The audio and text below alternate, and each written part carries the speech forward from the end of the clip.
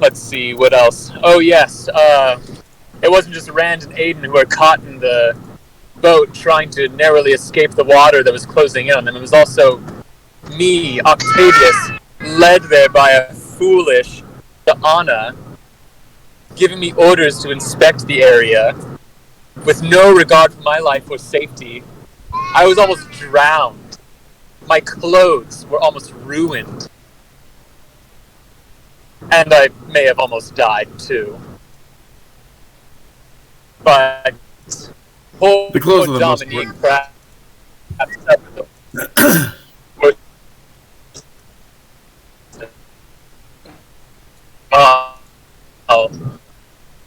she fell into the water itself, nearly drowned.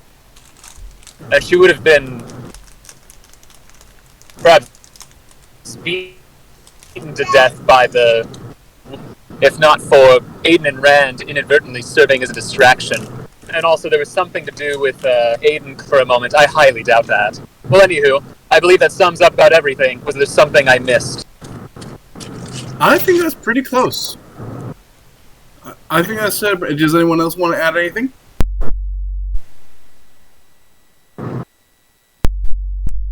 Other than his dramatic flair and his penchant for complaining, I believe Octavius is right on the money with this one. And point for you. And remember, those who've got hero points, remember to use them. You might need these soon. Wait. I didn't hear. Was that for Octavius, or was that hero point for Saana, who tried stealing the show at the very end? Octavius. Hold on one second. Aiden's chance to steal. Go ahead, Aiden. No, for some reason, I was updating Fantasy Grounds, and my virus protection, put it in quarantine, and I'm not quite sure how to get it out. Hold on. But go ahead. I don't. 2 weeks and it'll get out of quarantine. Your computer has COVID? That makes sense.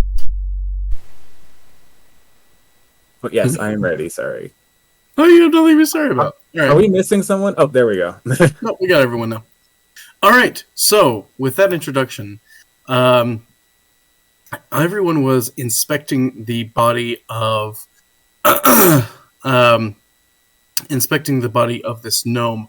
The other things that you found on the body, besides the boots of haste, which you found as we were finishing up last night, or last time, was a total of around somewhere around about 1,000 gold or so. You get the sense that he probably didn't keep a ton on him for purposes of probably safety, but it's still a substantial amount to carry on his body.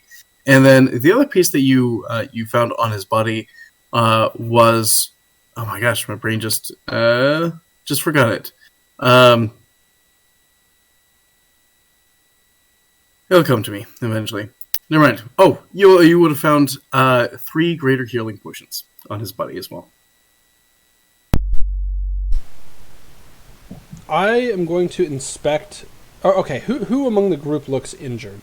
I'm going to make just a general heal check to kind of examine us as a group. Okay. Cameron, 28. I can't find Rand on the character selection. It's blank again. Oh, that's weird. Let me see if I can add you. That's weird. Yeah, I think switching computers screwed things up a bit. Yeah, that does it. Even if it's the same account, it treats a different computer as a different account to some extent. So would I take ownership of it, or would I clear ownership? Clear ownership, and then it will put it up for grabs for the first person to claim it, which will hopefully be Parley. Parley. Okay. I just cleared ownership, so hopefully it should populate. Ah, there he is. Okay, awesome. All right. So 28. Well, who's hurt? I would say with that, you know, I'm hurt. The severity of everyone's pain. I know that. I know that Iona is pretty hurt. and if I remember correctly, so is Dominique. Yes, Dominique is very hurt too. Anyone else really hurt? I don't believe I was hit once. Yeah, I don't think you were hit either. Is there a safer place that we can go to recuperate and regroup? Go ahead and make... I believe, and I look around, this is likely not the safest place for us to discuss and make plans, and, judging by the look of a few of us, patch up. Is the place where we started the campaign close to here? That is probably about... The 5th tower is probably about maybe about an hour to an hour and a half walk from where you're at, yeah? That's quite too far for what we have right here. Iona appears to be barely standing. Okay, can I do a knowledge local check to see if I know any local areas that would be safe to do? Yeah, absolutely. Go ahead and make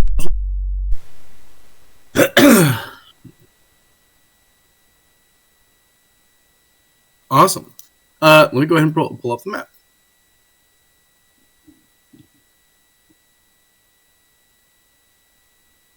All right. So, you would have known that on the map, I'm going to go, oh, right. It's silly. Let me pull up paint because it is a goober.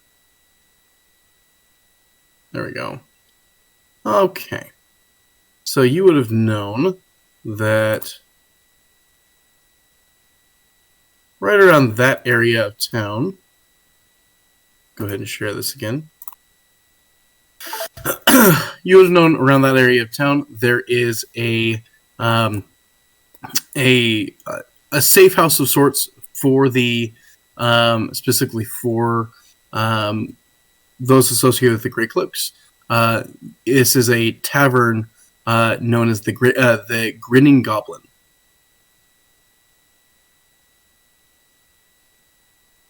There's a safe house for the Grey Cloaks close by that I think that would serve us well to heal and take care of the sick.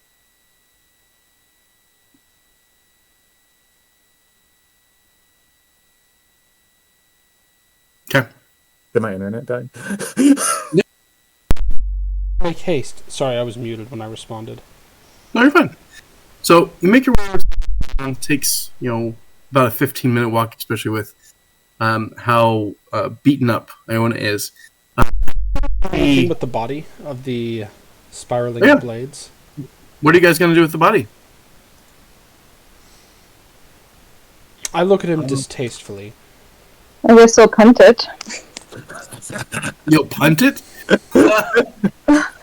I guess we should bury it. No, I just say I guess they're probably going to punt it.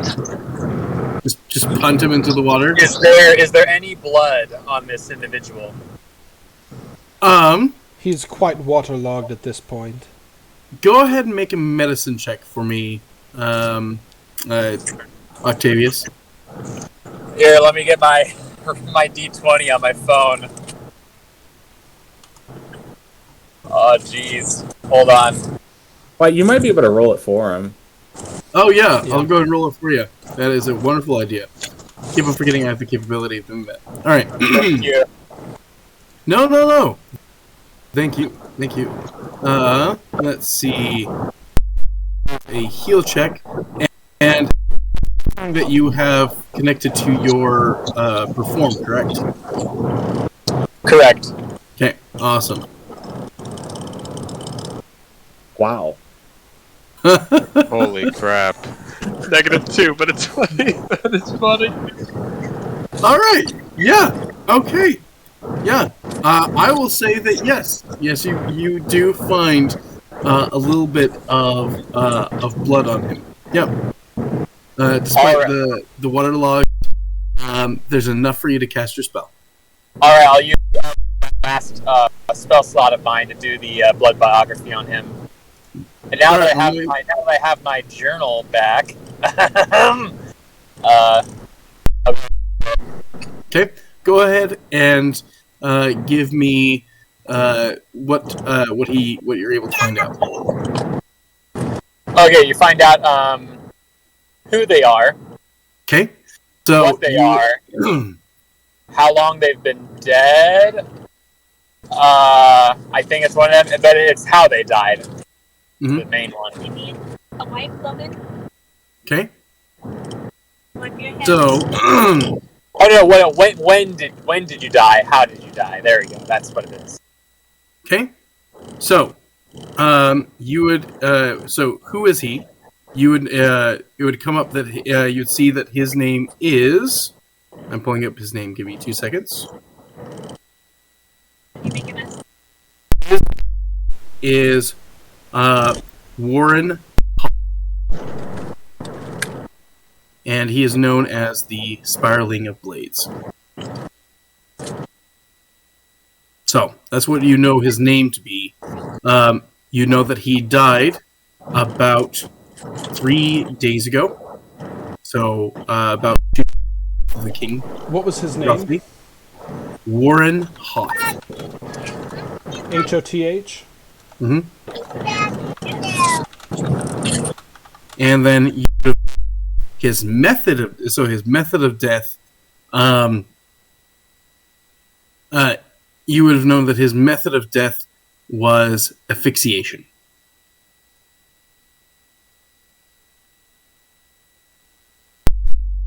Are you sharing this information with the rest of us, Octavius? Octavius does.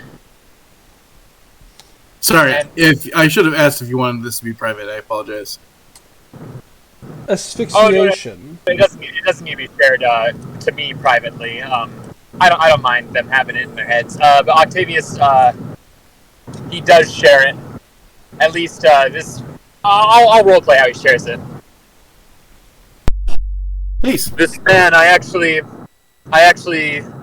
knew this man. Warren was his name, although probably not how most know him. He died just the day before the king did. Asphyxiation. Asphyxiation? Not drowning? Precisely. Well, asphyxiation is drowning, isn't it? Does anyone want to make a medicine check on his body? Yes.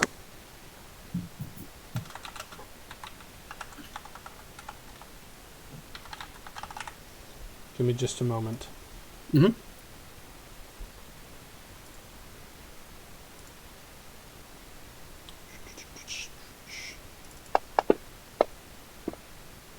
$23. As you're looking his body over, he is definitely waterlogged, but something doesn't seem quite right. And as you look down his mouth and down his throat, it looks as if someone wove the very vocal cords and esophagus of his body to the rest of his flesh and wove it shut. A look of distaste comes on my face. What a way to die. I look at Rand. It seems that someone is on a rampage with weaving, something the likes of which I have never seen. Are you familiar with what it would take to do this? Rand would take a knee, and you get a closer look at exactly what happened to the gnome. You would say, creative for sure. Something I might have come up with. It would certainly take a lot of skill to do this to unwilling flesh.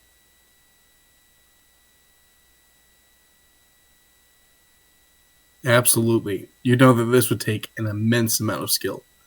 And it's done very precisely. So much so that just looking at the body, you wouldn't have known that's how he had died. You'd need to look inside his mouth and see how the folds of his flesh kind of sealed together and almost in a way were sewn together. Okay. Then he would say, this person that we're tracking is probably somebody who exceeds even my caliber of knowledge and skill when it comes to this. He looks down and rubs his neck.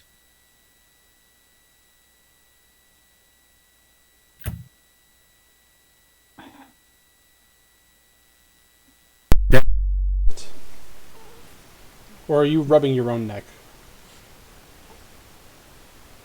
Oh, yeah, rubbing my own neck. Oh, okay. Like a kind of action, yeah. Do you know of anyone who would be skilled enough for something like this? Perhaps. Or would it perhaps I'll need some time to get a list of names, though. It may be fruitless. There are these vials of concoction that you've found recently that seem to drastically improve someone's capabilities in this regard. And with that, you could also make a knowledge weaving or a craft weaving check, Rand, if you'd like. And Octavius, I thought there was one other question that I needed to answer in regards to how the Spiraling of Blades died. Also, I can't remember. Okay. I was looking for a good time to ask this, but I do want to do a spellcraft check on that Octavius cast the blood spell. Yeah, absolutely. Go ahead and make your spellcraft check. That's a 33 for the weaving check. Okay, perfect. So you would understand that. So not only is it skilled, but even with taking from based on what you've seen with this potion or whatever it is, it's raw, and even with the aid of it, you would still think someone would need a fair amount of skill to be this precise. So the wild and untamed power that would come from the potion wouldn't really allow precision like this. Mm-hmm. Someone absolutely could do this, but it wouldn't come. But the precision comes with practice. So it was more like nice assassination. Mm-hmm. I see. Rand, is there anyone in the Weavers that might have a personal connection to the Spiraling of Blades? Someone that might set up an assassination of him? I doubt that. Really? I didn't even know that he existed personally. That he was just another phantom of our city. I think you'll find that most phantoms have some basis in reality. Maybe. Lies tend to be disguised truths more often than not. All right. With that, does anyone have anything else they want to do before heading over to the Grinning Goblin? With the 24 spell craft check, do I know what spell he cast? What level spell is that, Octavius? I believe it's a level 2 spell, because if I have 3 spell slots, I don't. Yeah, I'm pretty sure that'd be level 2. Okay, I believe that with that, then yes, you would know. You would know that you'd know what the spell is that he's casting. Do I know the range of it? Oh, the range of it. I believe it is touch. You have to have some of the blood. Okay, that's what I wanted to know. May I weave? You said he had throwing daggers on him, yeah? Mm-hmm. Yep, he had a couple of daggers. That's correct. May I weave his soul into one of the daggers? as you go ahead and make a weaving check for me. Oof. That's rough. There we go. That's silver blood talent coming in clutch. Is So it just good. a once All a right. day thing or what? It is once also- per his what's called, because there's a limited number of times you can weave in a day, so that is Ah. once per his weaving. So he's attempting his weaving to do this. You do not see the full soul, but what is there, you definitely can grasp, and what's left of this creature or whatever this whoever could sink to this level of just murder and precision. What's left, oddly enough, is passion. And as you kind of put it into a flask, you get this deep, deep sense that he cared strongly for the city.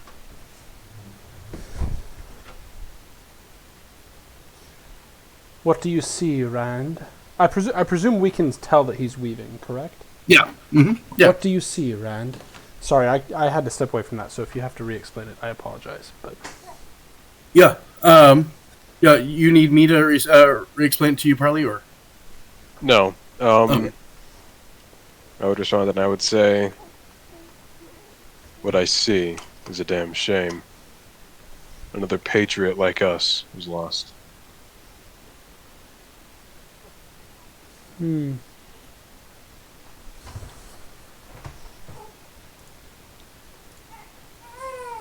And with that, I will finish the weaving and stow the dagger and start walking towards the bar.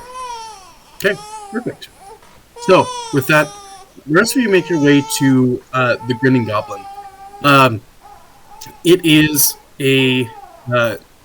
on the offshore of the of Brightstone, probably in it's considered the quote unquote slums of Brightstone, even though everything here is really, really nice. Everything's pretty clean and things like that.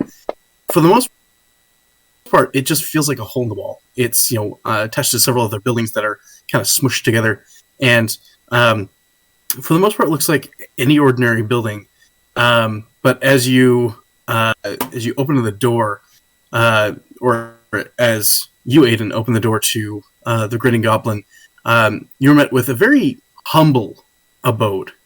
But sitting behind the counter is a goblin with one ear. The other has been completely just torn off.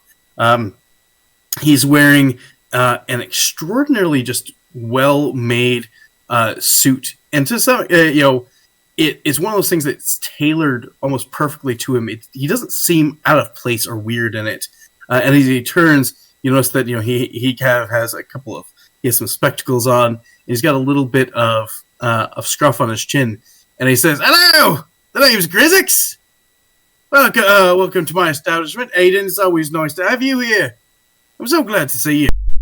Or would it be the usual, sir?" Sure, why not? Does anyone else want around? You want to drink at a time like this? I'm certain we want our wits about us. As you bring in Iona, she's kind of bleeding all over the floor a bit. He's like, not my floors! And We need a place that runs is off. private. I need a side room, a Well, dining room, something. Absolutely. And he kind of ushers everyone in, and he goes behind and he starts changing all the all the curtains and closing them. And as he shuts the door, he kind of looks at you and winks a bit and snaps his fingers, and the Winks at entire who? he winks at you in general, like everyone. Oh, okay. And he snaps his fingers, and you notice that the room changes just slightly, and it kind of becomes more homey. There, and instantly to the side is a nice kind of is a nice laid out bed with several bandages for the purpose of patching up Iona and Dominique. You also notice that there is a well-made but simple dinner that has been placed on the side of in a table next to one of the windows, and you notice that the window, although there's almost an etherealness to the curtains now, and he kind of smiles a bit and he says, "There's no better place than Grizzix," and he kind of leads you around and he says, "I will request that you mop up your blood, though. I don't do that. We will clean up after ourselves. I can do almost everything else." Thank you. I'd like to make a perception check to identify whether this is magic or weaving or something else. I actually got a nat 20 for a 34. 34. This is absolutely magic. And you get the sense that he's almost very proud of it. And you can see in his eyes that just a kind of cunning and intelligence that is there. I offer him a nod and say, "This is quite fine work you have here." Thank you. It's taken a lot of work. It's not just me. It's the house that I've taken some time to enchant the floorboards and the things of the like. So don't be modest. You've put a lot of work in this, and it shows. There's skill to what you do. Oh, you're too kind. All right. I'd like to make do that with a diplomacy check to improve his attitude towards me, just in general. Absolutely.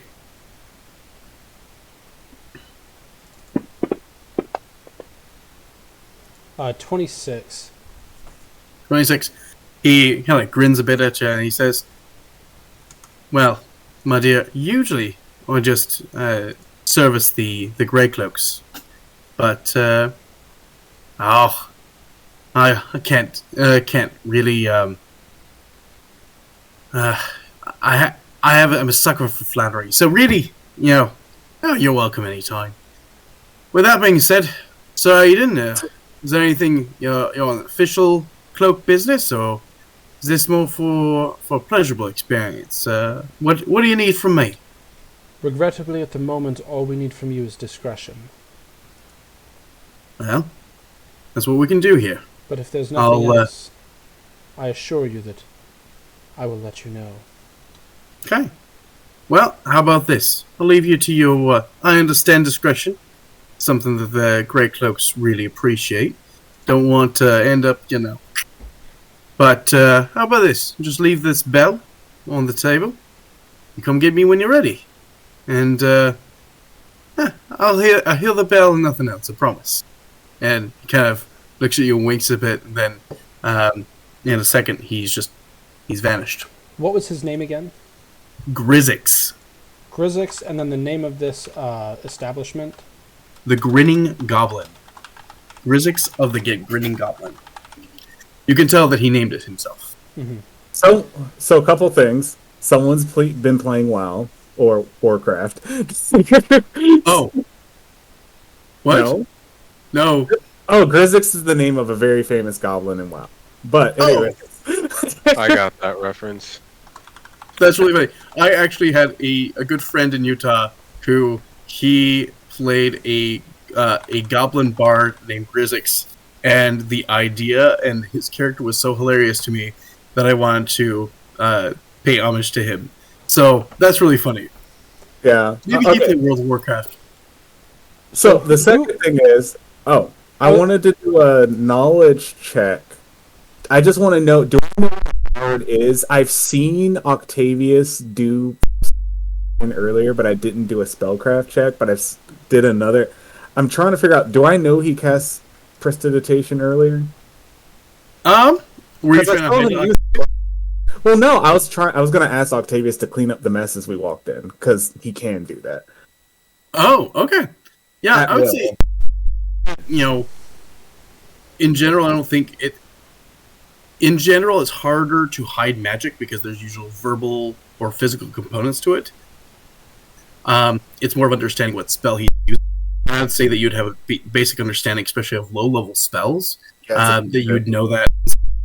I don't see an issue with you asking him to do that.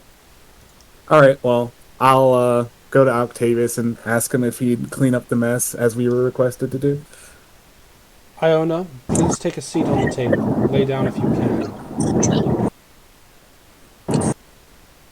I lay down. I'm immediately going to start treating deadly wounds on her. Okay, perfect. It takes, at least raw, it takes an hour per person to treat deadly wounds.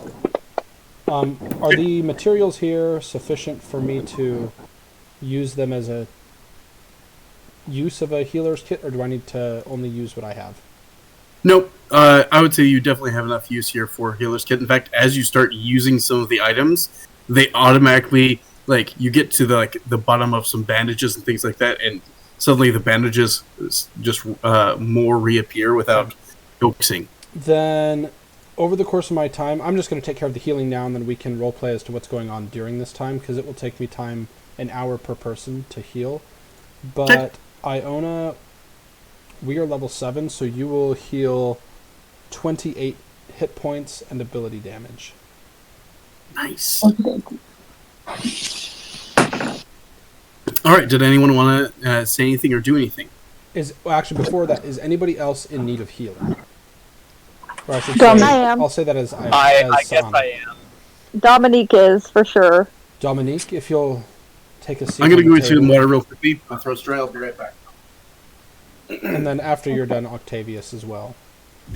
Thank you, Sana. Okay. I'll do that. Thank you. Of course. While you're attending to everybody, we're all just kind of relaxing for the moment. Yeah, both of you will heal that same 28 points of damage. Plus, if you had any stat damage, that's also completely gone. Oh, sweet. Thank you. I'm gonna say, does anybody have a particular penchant for fighting with daggers or poison? What is the reason that you ask? Did you find something, or are you needing someone to replace the activities the spiraling of blades was performing on your behalf? Both. There is someone that I know. I get the feeling that if we get into another situation similar to this, we may need additional help. Help that I myself am unable to provide. Should I contact this person? Or what is it you had in mind? Just something that could aid them. But I'll keep that in mind. Thank you. What is it you have?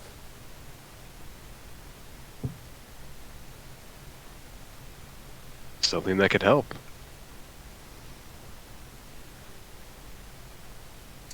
I have been thinking. This friend of mine could be of assistance to us. I have some things that I may need to take care of after this evening. If you are okay with it, perhaps I will contact her and she can meet up with us and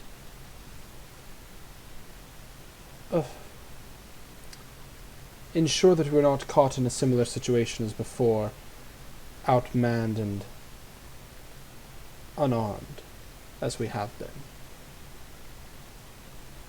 For between the lot of us, I see very few blades and very little capacity to fight, if needed.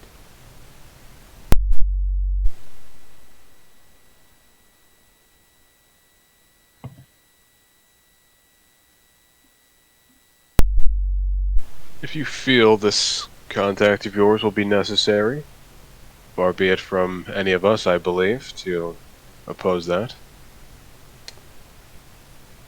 Well, that remains to be seen. Aiden, we did not find the daughter of the king. You had suspicions that she was there, you said? Something about blood in the water? Yes. She was there relatively recently, but I couldn't tell how long ago she... Iona, you are the chief of police. No, don't sit up. Stay laying down. You need to rest for a moment. You, especially in the past, have found many people who wished not to be found. Do you have any special means by which you can procure such information? Any contacts or other means that could help lead us to the daughter of the king? Especially, and I would look towards Aiden as I say this, especially since some of us seem very fond of her. Well, if I knew where to find her, I would have already had her found. However, I do think I have some connections to informants, but everyone could be part of it, and it's hard to know who to trust. So it can't see whether they're in my police force or an informant for anyone. But we can always take our chances. I also I should probably do a knowledge local check, because presuming I probably wouldn't have had that much direct contact with the princess, but I'm guessing my character has, based on things, would have some knowledge of, like, I guess, crime in the city to some degree. Yeah, so absolutely. I want to do a knowledge local check to, I don't know. I guess I'm kind of shooting in the dark to see if there's any connection that I might know of between the princess, that location, and this assassin. Okay. Go ahead and make a knowledge local check. All right. Oh, wow. He's knowing stuff up there. Based on what you know, it honestly feels really bizarre. It doesn't make sense. A couple of reasons. One, the princess, for the most part, has spent a lot of her life in the castle, and generally didn't venture too much out of it. So that was the first piece that kind of feels weird. The second piece is that was this abandoned ship a source of a lot of backdoor deals and things like that? Absolutely. But at the same time, you don't really feel like it makes sense that she would either seek out anyone with a criminal background, or would have any dealings with them, especially because of how young she is. She's about 11, and so it doesn't really make sense. Okay. I can also cast Ears of the City and see if I can hear any from that. You'd have to touch someone, I think. I think I had that spell. So, who are you touching?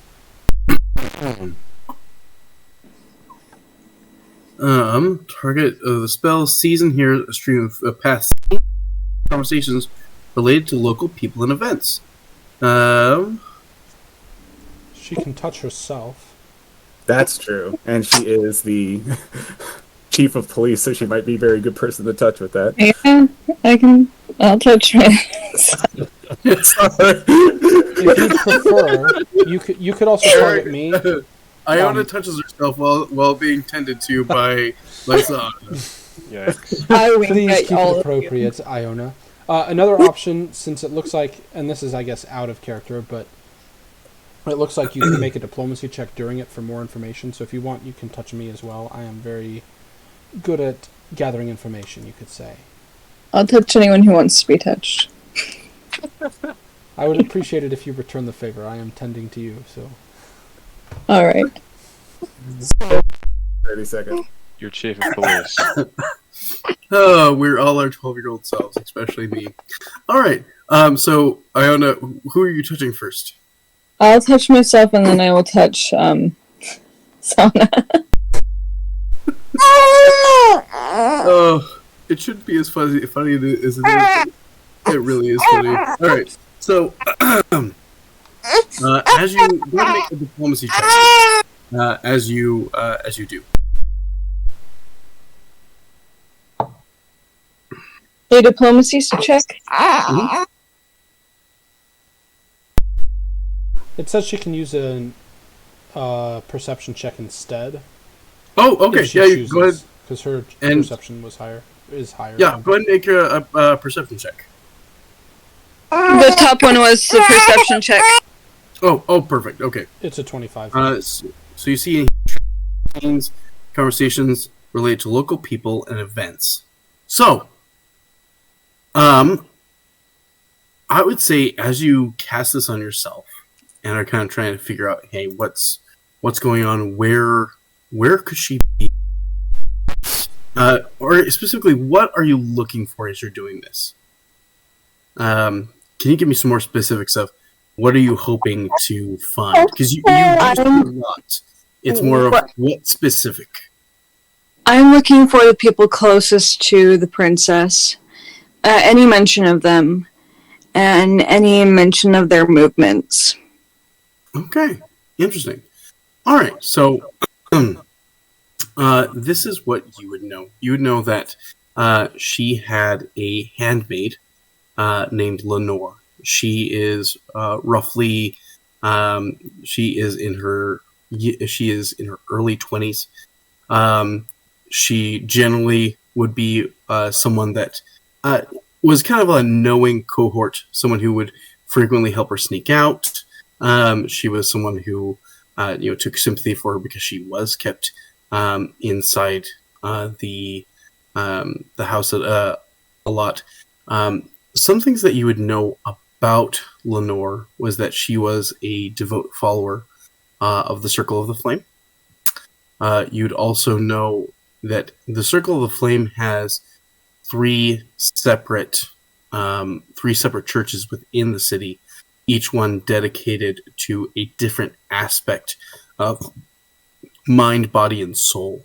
And generally, the different parishes kind of frequented one more than the other more frequently. And she was someone who attended the congregation, which is known as the Absence of Mind. So, the Church of the Absence of Mind. And I'll go ahead and draw them on the board right now, or not on the board, but on the map. First one in Charter Hall. This is where you would know the Absence of Mind is. In Coleridge, this is a working location. This would be known as the Church of the Suffering of the Soul. And the last one is actually in Brightstone, and it was known as the Church of the Ecstasy of the Flesh.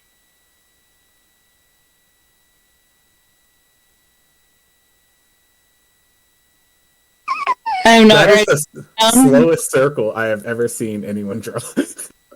It was so intimate. I'm not ready. I'm changing the baby diaper, but hey, That's okay. somebody else can. So real quick, that was 4 churches you said? 3. 3 churches. There is the Church of the Absence of Mind, the Church of the Suffering of the Soul, and the Church of the Ecstasy of the Flesh. Absence of mind. Ecstasy The Suffering of the flesh, Soul. Suffering of soul. And the Ecstasy of the Flesh.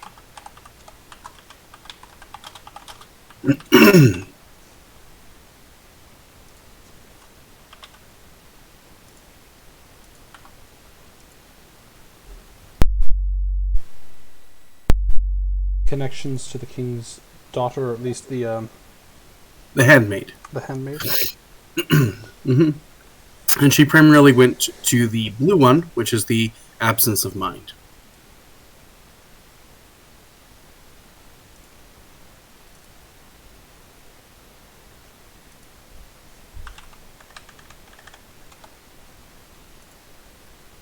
So that is one thing that kind of piques your interest and piques your thoughts.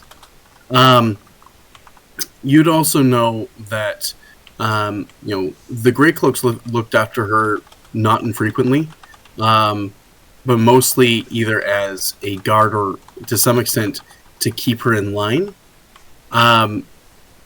You would also know that her late mother was someone that she always wanted to know more about. And after her late mother's death, the most prized piece of, the most prized place of her late mother was sealed off. That place, it was known as the Queen's Garden.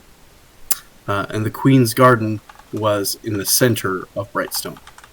But since it has actually been kind of abandoned, so the Queen's Garden is no longer a place where people really go.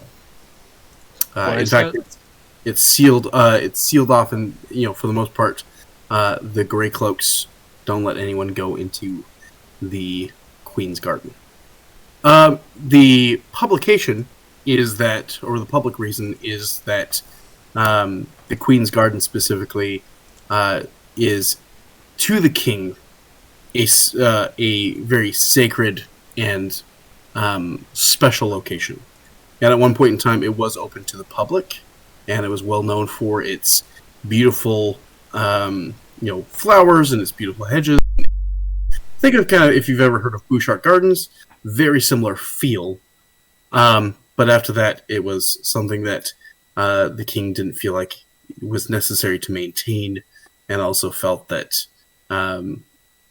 according to him, there was too much pain involved with it.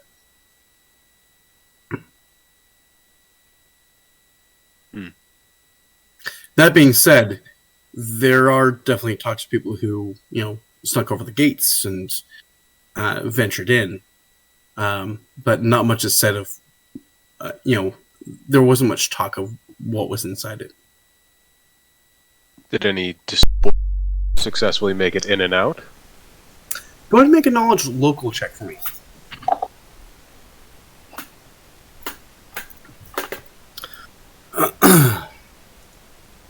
$26. You would have known of one person who made it out. There may have been others, but you specifically spoke with one person who made it out. And that person was actually your sister before she became a Grey Cloak. She had a bit of a rebellious period, and she had stated that whatever was in there was unnatural, and that the plants themselves seemed to be devouring people, and that there was things of nature that would so sweet and intoxicating that it was almost impossible to resist. And it was only because of her sheer skill in weaving that she was able to leave unscathed.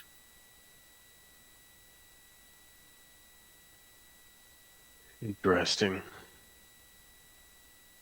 So, did it ever have any human guards from the Grey Cloaks, or was it all more self-sustaining, like the plants were killing people and keeping them out? Wait, is this all still Iona Burns's spell? Or is it the same? No, I would say that her spell has ended. This is Iona kind of the second piece of it was that, hey, this is a place that the Grey Cloaks protected fairly frequently, and was also a place that the the daughter or the princess frequently asked to go or asked to have someone escort her through or to, because it was, in her mind, one of her only connections left to her mother. But the Greycloaks, always denied that request and, prevented her. I would say, was there a Greycloak there frequently protecting it? I would say, as a whole, there probably was one. And because of their reputation, there was enough. There was enough there just by reputation alone that most people wouldn't dare to go in. But at the same time, Greycloaks didn't work too hard to keep people out, knowing what was inside. Okay. Okay. Is Ayana explaining this to us as well? Or afterwards? I'm just trying to understand how we're getting the information. This is my knowledge local.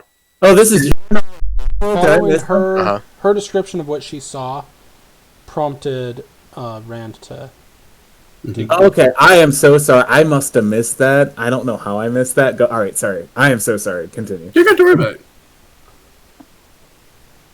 I was listening to Cameron and I missed you say that, but That's all right. So that's what you would know.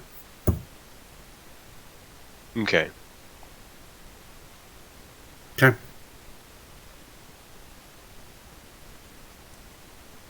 Does anyone have anything else?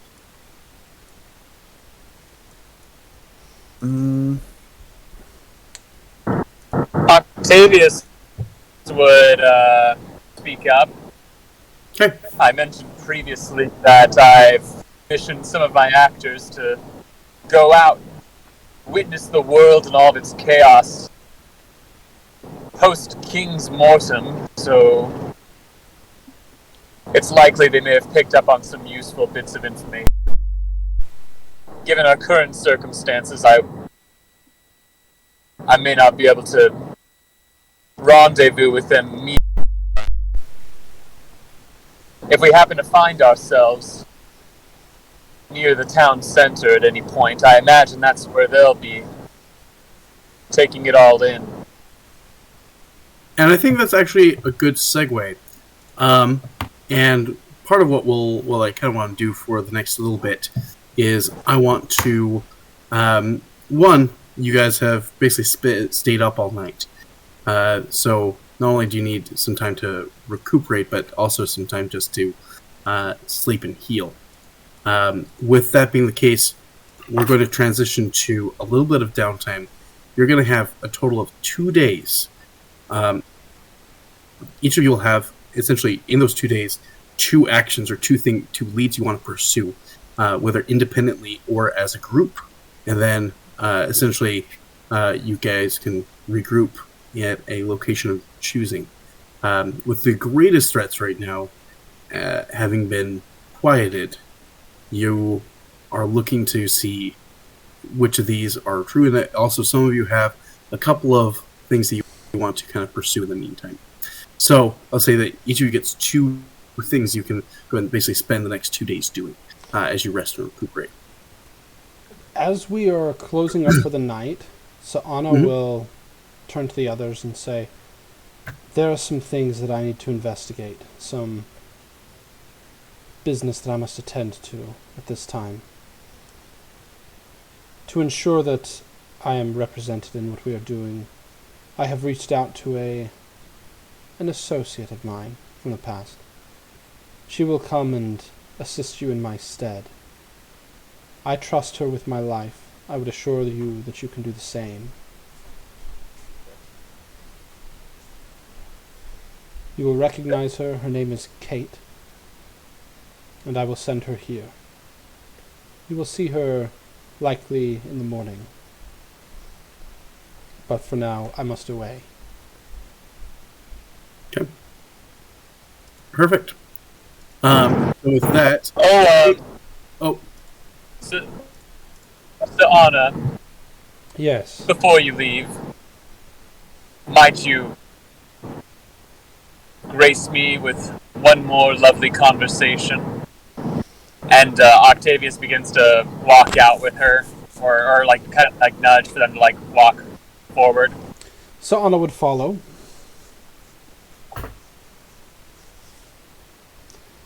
Yes, Octavius? You nearly had killed back there.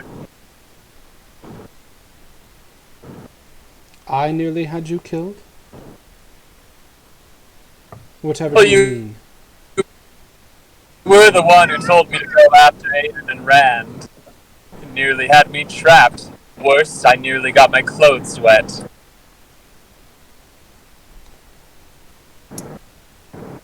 I see. You did get wet though. You got force fed by the power wall. That's true, that's true. I fail to see how you blame me for that. I don't. You really are serious, aren't you? About? I was just trying to have some mildly playful banter, but I should have remembered I'm speaking to a politician here, but I digress. I actually do have somewhat serious of a matter to discuss with you. Yes. What is it, Octavius? Hold on, Kendra. Our ally, Aiden. You saw it, didn't you? I mean, he did drop. Yes. He has fingers that take advantage of opportunity if he ought not. Well, yeah, the opportunity, I gave it to him. Well, I mean, I didn't hand it to him, but I made it blatantly obvious where I hid it. But, do you know why I would keep my personal journal in such an obvious location? I can postulate it a number of options. Well, let me help you narrow that down a bit. Do you know why I would hide my journal in such an obvious spot? The two primary reasons that I can think of are that you wish it to be known what you have in it, or perhaps there is nothing within that can be compromising, or is simply unable to be found. You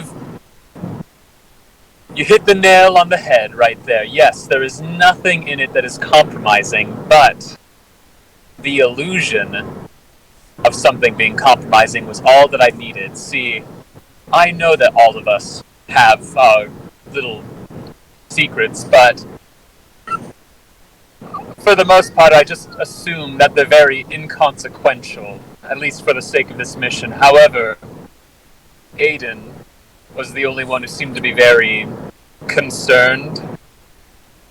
And, well, I was right for assuming that he would, in fact, take it. It's actually the reason why I don't blame you for getting me wet and nearly killed. I planned on going there myself. I needed to make sure that he didn't get caught in a mess he couldn't get out of. I have an attachment to that journal, and I wanted to make sure it was preserved. And well, anyway, there's a point I'm trying to get to. I hope you realize that. The point is, you laid a trap for him, or at least for someone, to see who it is that you could trust. And you found, at least for one, that Aiden may not be one of those that you can trust. Not precisely, and my reason is that he was the only one who seemed so concerned about what was in that journal. He is the only one who feels that his secrets are so vulnerable that he would resort to thievery within only hours of our mission starting. I know that we all have secrets, especially dirty politicians such as, anyway. But I she feel would that... an eyebrow at you.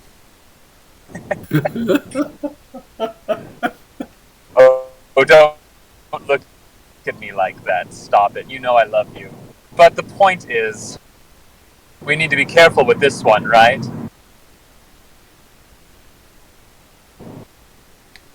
We must be careful. But don't be so careful that you miss the forest for the trees, Octavius. I like that. I like that. All right. Well, I thank you for the poetry. I bid you adieu. Adieu. And with that, she would offer a theatrical bow and then disappear out into the night. Okay. Did anyone else want to have a private conversation? Or not, a semi-private conversation? I guess when Octavius walks back in, he would look to Aiden and What? Actually, I was muted. I actually wanted to do something while they were outside. oh Yeah, absolutely. So while those two are walking outside, I would go to Iona Burns. Is she here? Erica, you're still here? Yeah, I I'm am. still here. Okay. Well, I go to Iona Burns. I recognize that we're both in the business of the and recently I got my hands on a book by Octavius. And I noticed that in the book he has a lot of recent murders, or at least I assume recent murders. I've heard of some of them. That at first I thought might be benign. They are written in blood, which was a bit surprising, but then I saw him do the same trick that he probably did on these victims. But I recognized the spell that he used, and I realized that that spell requires you to have some of their blood. And presumably that blood would be gotten at the time of their death. There was 4 deaths in particular that were surprising to me, and you being the head of the justice in the city, I would wonder if you could have some information about these deaths and see if he might be connected to them in any way. It just seemed like so many to be innocent. There was Captain Cleland, I think, Lissa Bell, Anton Griggs, and Dejera Margrave. Margrave in particular was a Grey Cloak that I knew died about a year ago, and I wasn't too familiar with their death. I didn't think much of it at the time, but apparently Octavius was in the proximity of this death, among the others, I might add. And I'm not saying that we should be too suspicious of him, but I do think that if you have any knowledge of these deaths, and you can draw some conclusions that he was at each one of them. How does your friend die? Oh, I'm sorry. Go ahead. It may be of concern. That's it. Cameron, may I see if you know anything about any connection to... Go ahead and make a knowledge local check. Because of your position, I'll give you a +5 circumstantial bonus. Knowledge local, you said? Mm-hmm. Alright.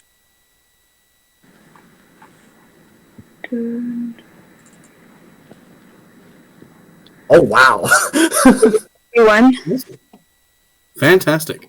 So, this is what you would know.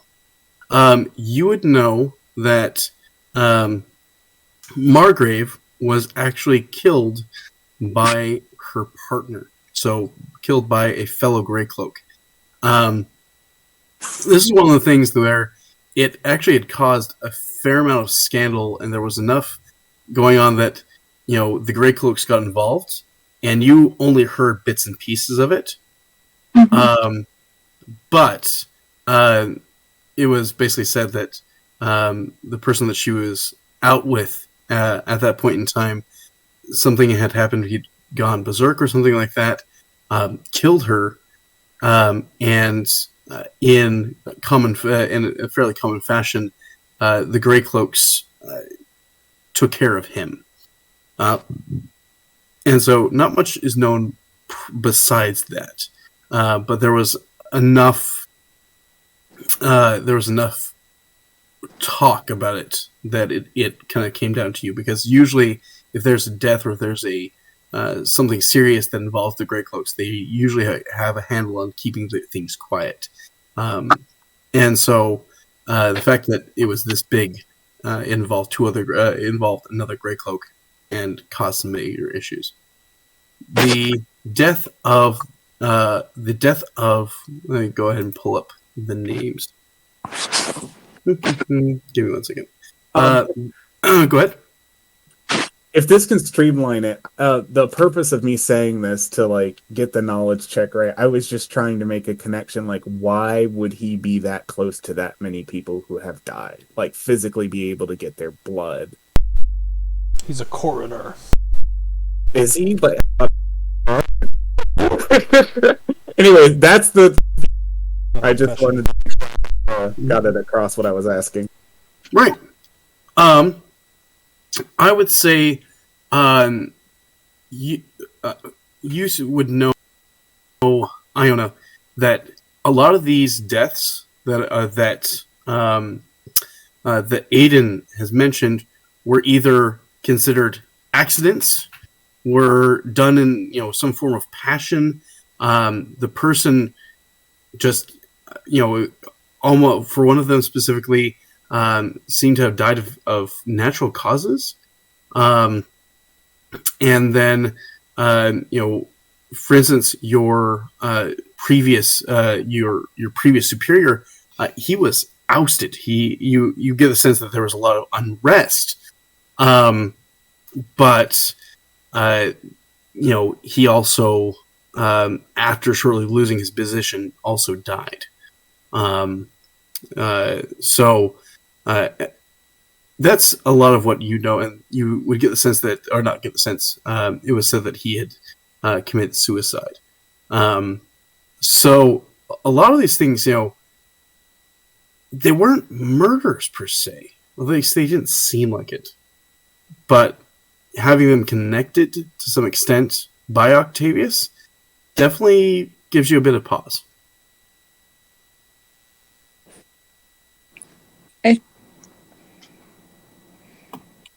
Your question is a little bit interesting because all of them seem so different in their deaths that I'll have to think on if Octavius might be connected to them, and I will get back to you on that. Thank you.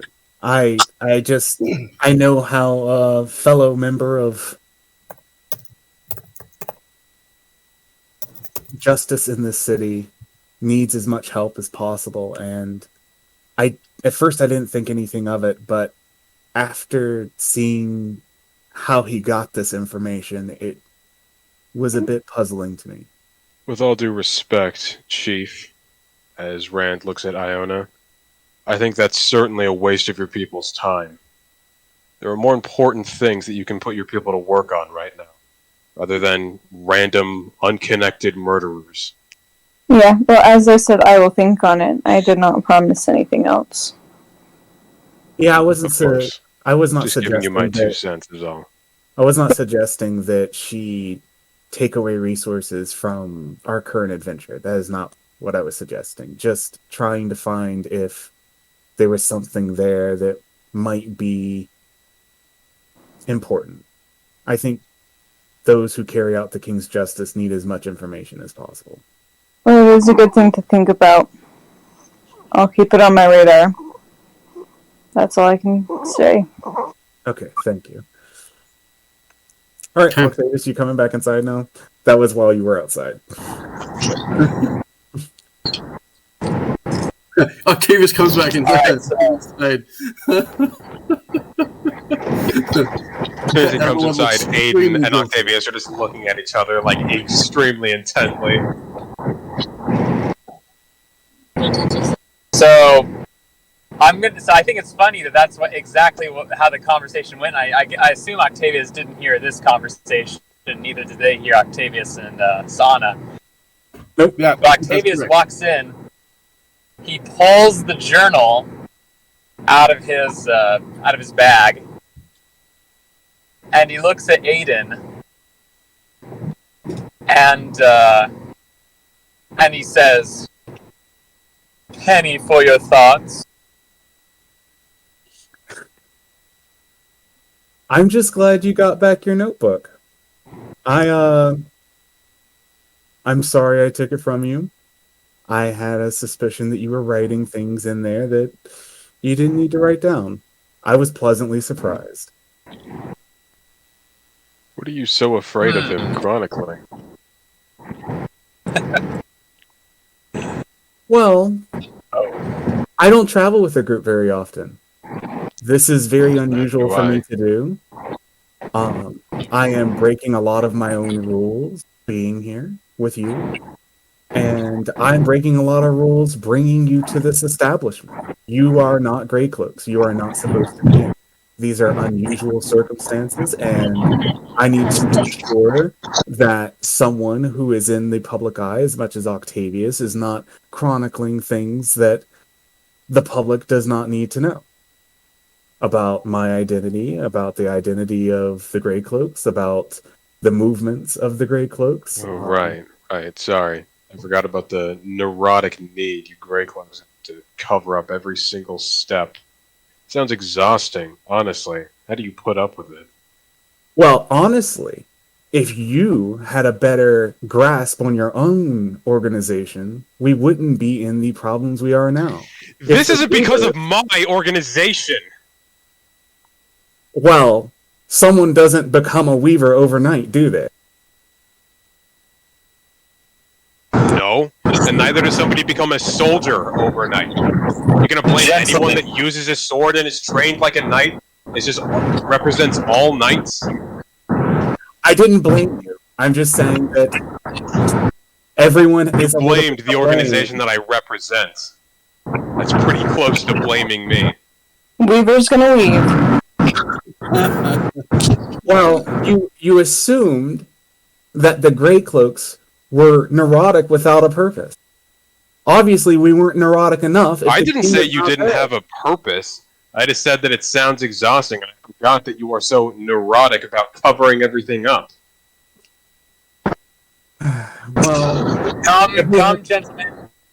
Please, let us stop. Let this argument be left in the past. For friends at first shall be friends at last. I have no animosity against Rand. I just wanted to point out that our situation is from equal parts of all our failures. The king is dead.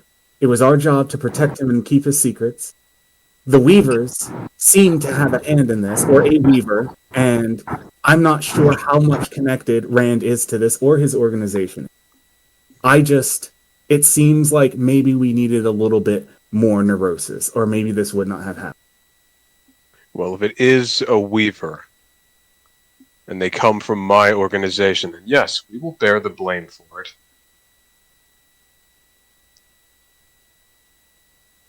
Well, that's good. And it remains to be seen. I can tell you as a Greycloak, we are equally upset and worried about what has happened to the king. I was only in charge of keeping secrets and intimidating those who needed to be intimidated. But I cannot think that this wasn't part of our failing. So, sorry if I'm a bit sensitive when you question our methods.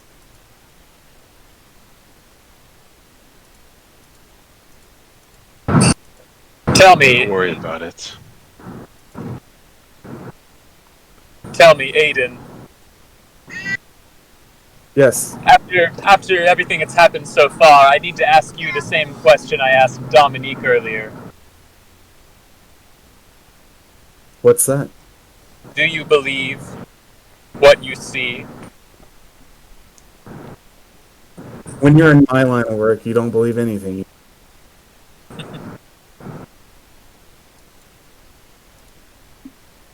I had a suspicion. This is why I snatched your notebook.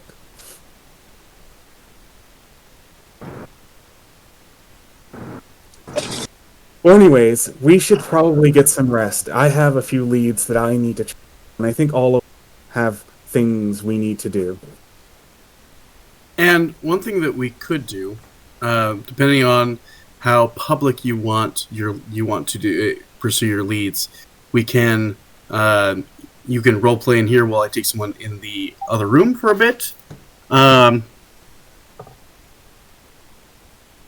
We could do that. I actually don't know what the... Yeah, I actually don't know what I'm going to do for the next 2 days.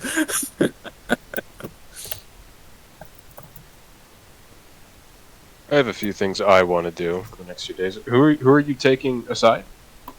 I was actually going to start with Kayla, with Dominique, because she needs to leave soon. Yes, I do. I am So- going to need to leave soon, too, because I have to drive her to the thing that she has to do very early, so...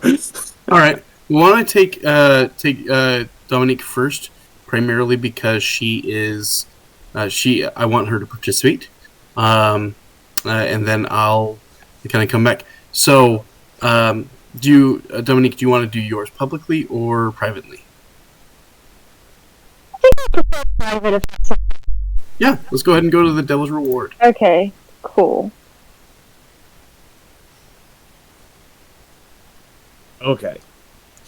So, I need to figure out what the hell I'm going to do for the next couple of days, because... You were gonna stalk me the whole time, right? No, I think you're benevolent. Not benevolent. What's the word? What's the Benign. word? Benign. I just...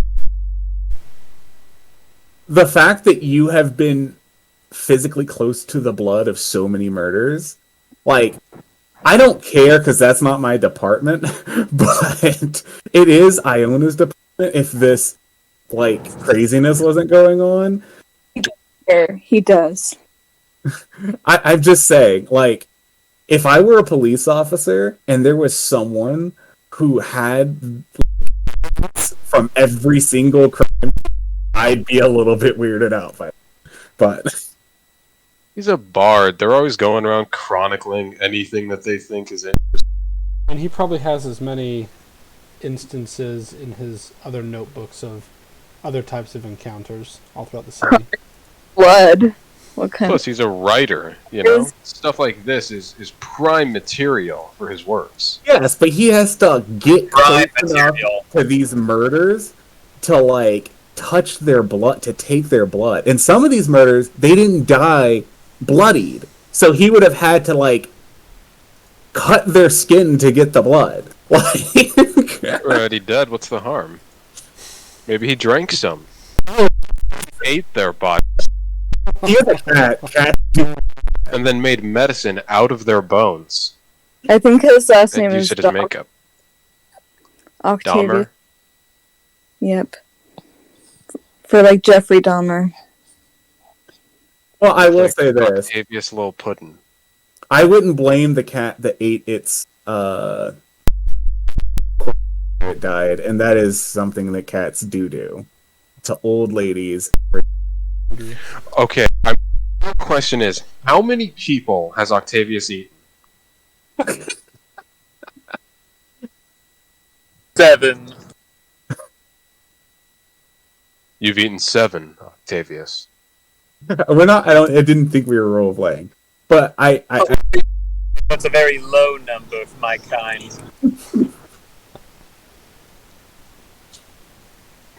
Do you actually say that?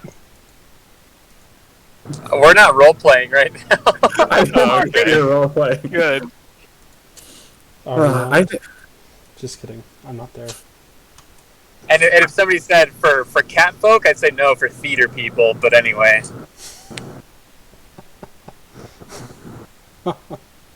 Octavius, what do I have to do to get into one of your plays?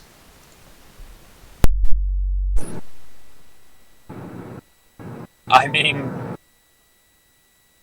You could always just ask.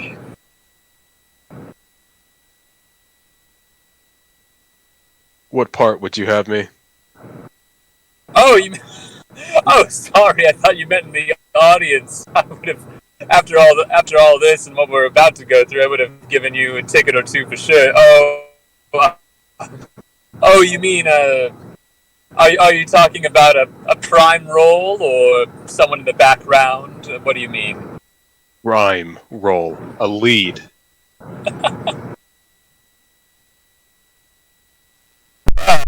Known as the assassin of the king.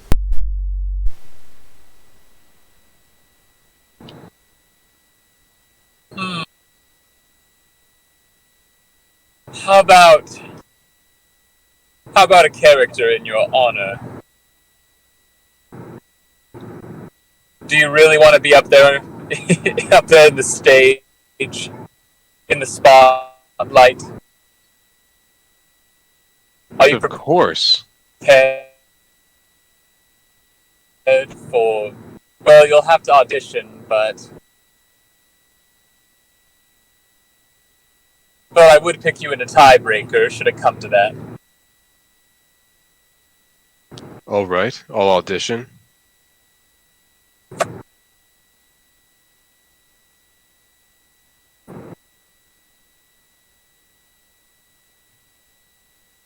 It's hard to think of like clever things to say when you're driving and trying to avoid truck drivers that are falling asleep at the wheel. Where are you driving from, anyways? From Arizona to my parents' home in Orange County, California. So, Your parents live in the OC? Dude, yeah, the poorest people in the OC. Pretty freaking hilarious, actually. that's where I just, when I was in California the other day, that's where I was Orange County, visiting family. We should have planned our trip out a little better, man. We could have seen You each have other. family in the OC too? Yeah. Are all you guys rolling in dough? Rich people? You got that right. I think the only dough that I'm rolling in is pizza dough.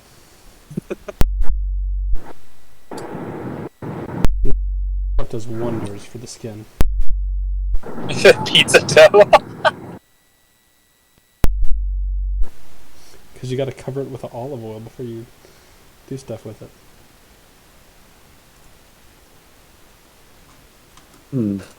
I do. I'm trying to think of what Aiden. I know what he would do, but I don't know anyone to like intimidate for information. Because like, Anna. I don't think Sayana has anything to do with this. I think Sayana's Sayana. gone. Yes, and Sayana is gonna bring her burlier friend. I take legitimate offense to that, by the way, that Anna had so little faith in us for no reason and thought that if anyone came swinging a sword at this party that we would all collapse immediately. I mean, she didn't say that that you guys should replace anybody else. She's the only one who left. Yes, because she was like, I'm not going to get caught dead with these incompetent fools that literally can't participate in combat whatsoever.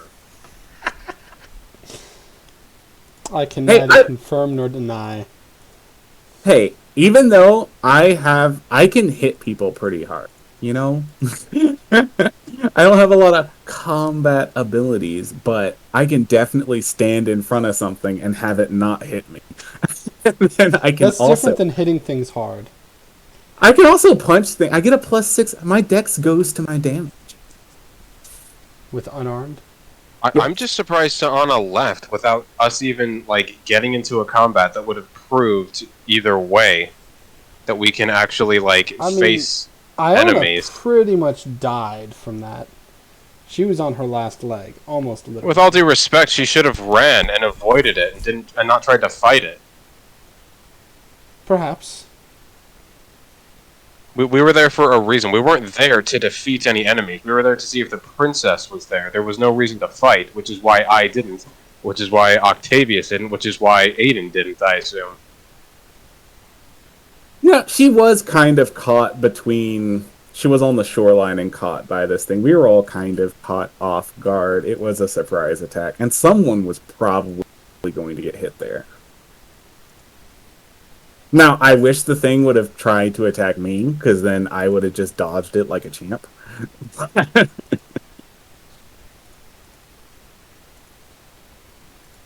How's that?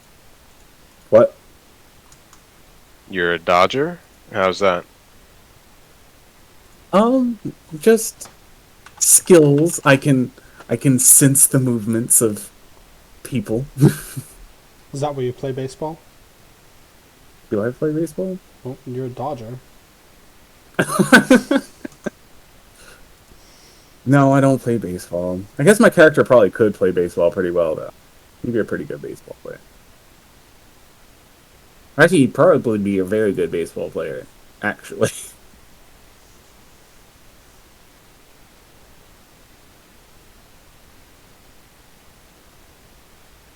God, they are doing a lot of things.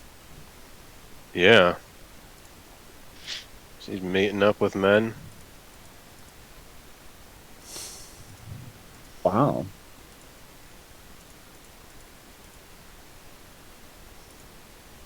So, Wait, what did I do? y'all come here often? No, I it's, guess it's Dominique. I've come I'm here talking to. once or twice.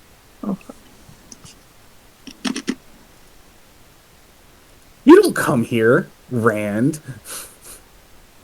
I have come here on occasion, actually. Oh, Is would that you have? the This grinning is like goblin? the Gray Cloak safe house.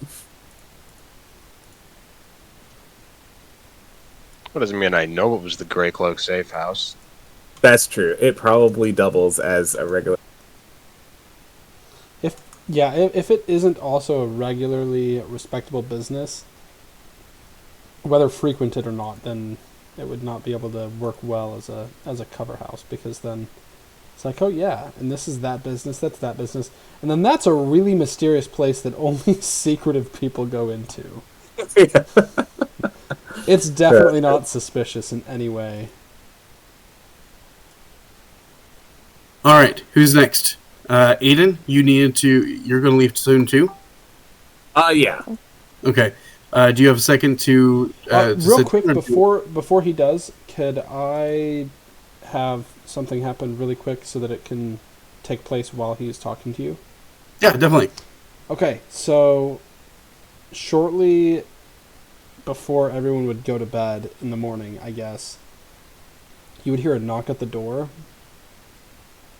and I would presume that you would go and answer the door, at which point you would see the following person. Let me drop a picture. Oop. So you would see a middle-aged human woman. Gosh, where's my picture at?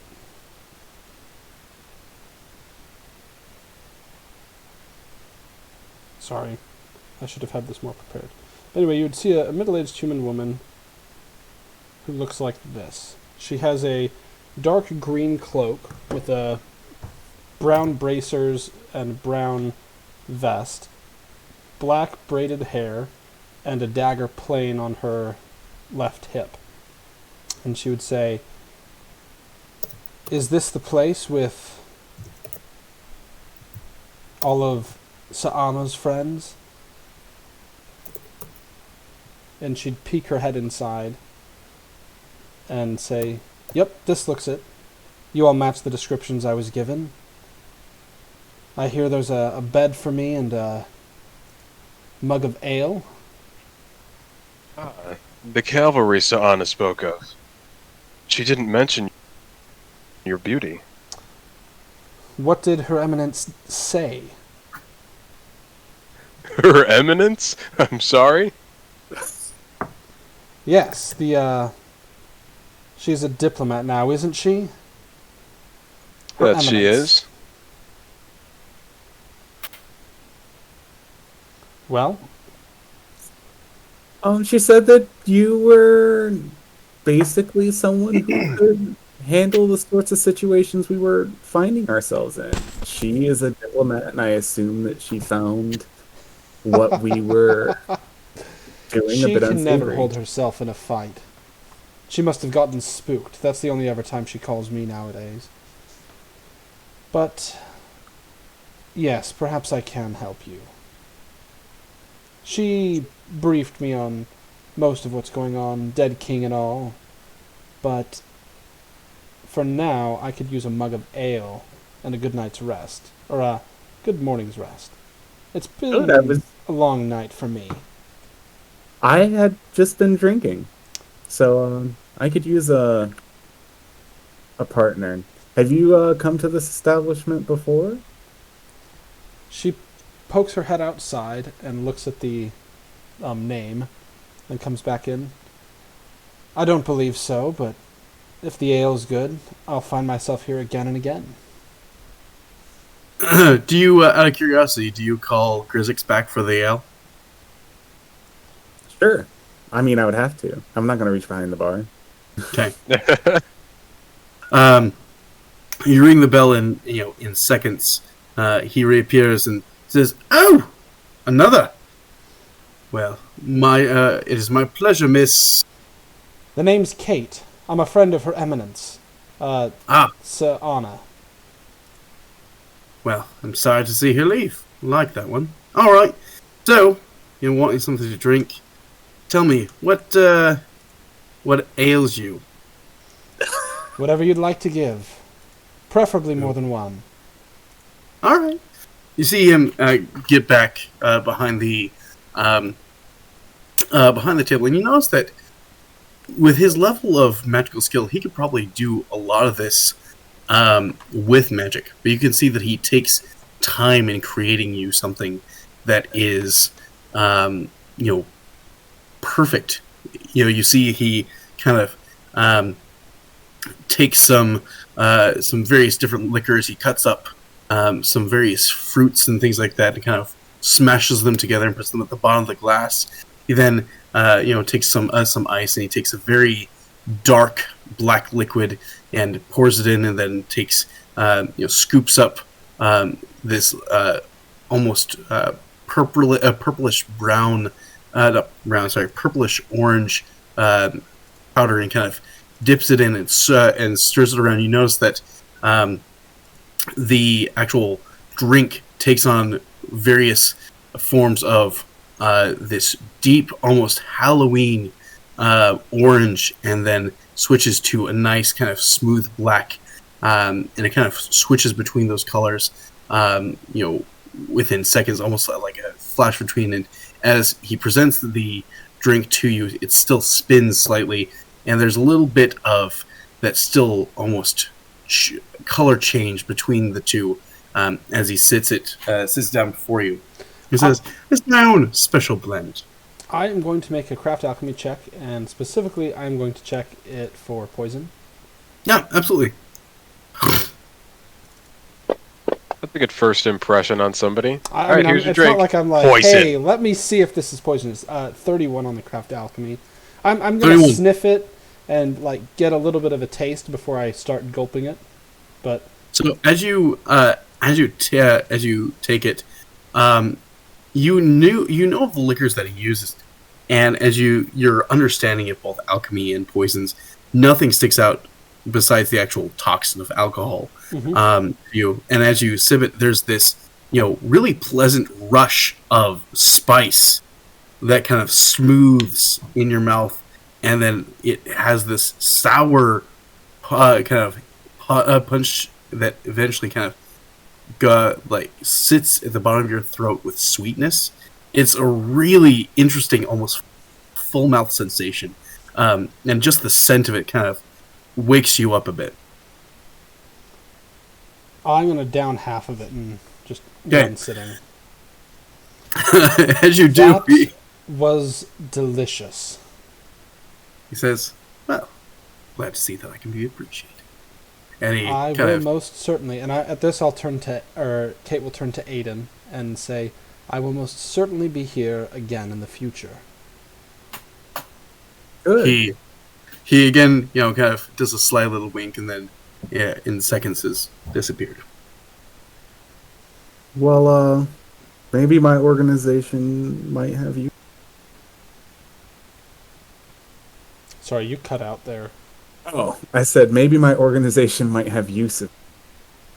You cut out again unless you stopped at you. Oh my lord. Okay. I said my organization might have use of you. I don't. Did it still cut out? No, we got that. We get it. And here I thought you were a grey cloak. It turns out you're a barista? Looking for people of good taste? No, I mean if you're here. Oh, I most certainly I don't know. am here. I don't know. As I said, it's been a busy night. I must admit this isn't my first drink of the day. I could use a rest before I get into any business you might have for me. What was your name? Aiden. My name's Aiden. Aiden. So Anna mentioned all of you. I just didn't get the, must not have heard the descriptions along with the names. All right. With that, because I know you need to leave soon, Kyle, do you have like 5 minutes? Yes. Yeah, sorry to distract from that. Excuse me. No, it's fine. I'm also gonna go ahead and leave now. So good night, y'all. Kayla! You. Good night, Bye. Kayla. I'm not gonna see you in like a minute. All right, let's go up Bye. into the Devil's Reward. I can't go there. I will, Sorry. there, I It's dropped outta them here. somewhere else. Nice portrait change. Well, I'm a different person now. So it's been a busy night for you, Kate. What exactly does your line of work entail? Depends on if I'm working or out for pleasure. What's your work like? Very infrequent.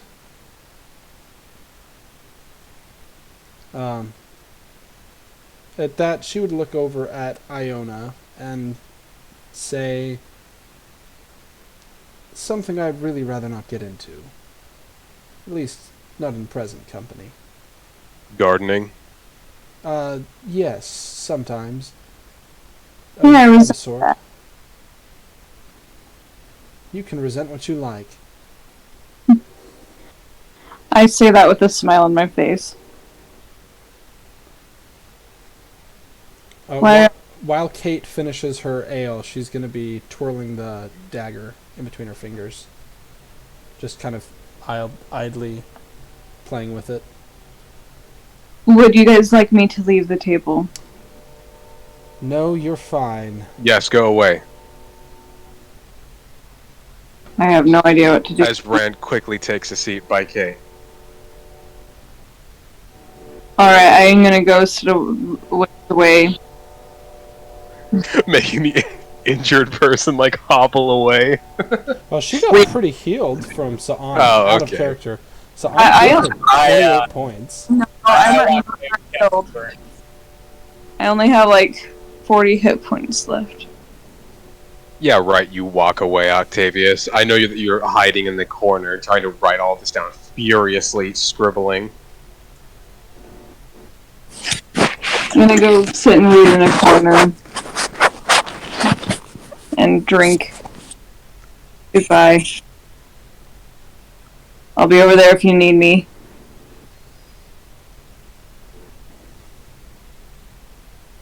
So a dagger as your weapon of choice, why is that? Who said this was my weapon of choice? Oh, my apologies. What would your weapon of choice be?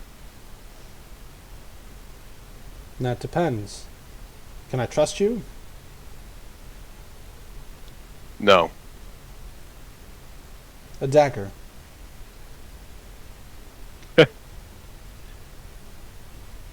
Is that so? Perhaps. You can trust me. Just a honest question, after all. I don't mean anything by it. Well, what's your preferred weapon, Mr. Silverblood.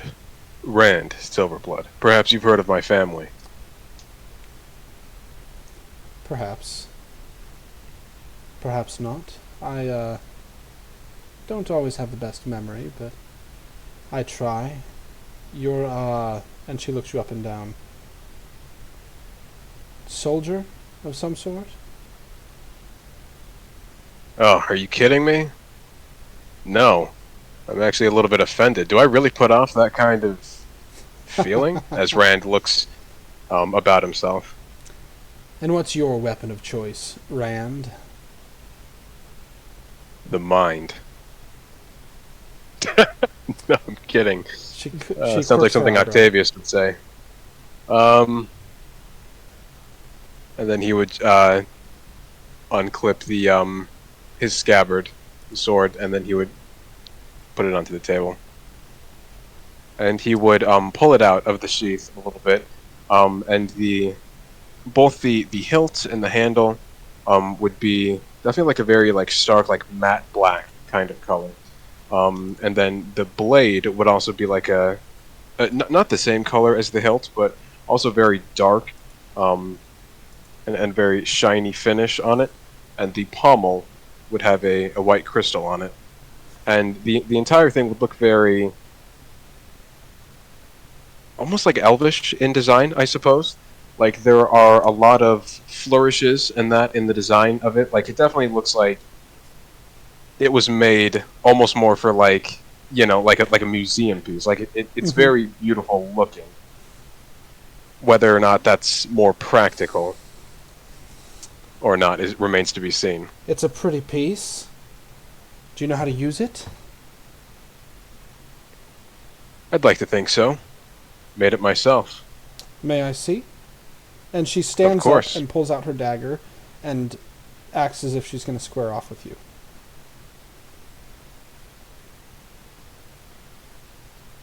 Do you stand up and square up with her? Sorry, I thought you wanted to see it. Yes, I'd like to see if you know how to use it. All right. I'll take it out of the scabbard and assume the position. What's your CMB or CMD? Oh gosh. No, your combat maneuver defense. Oh, that's Aiden. That's rolling a check. 33. Shite.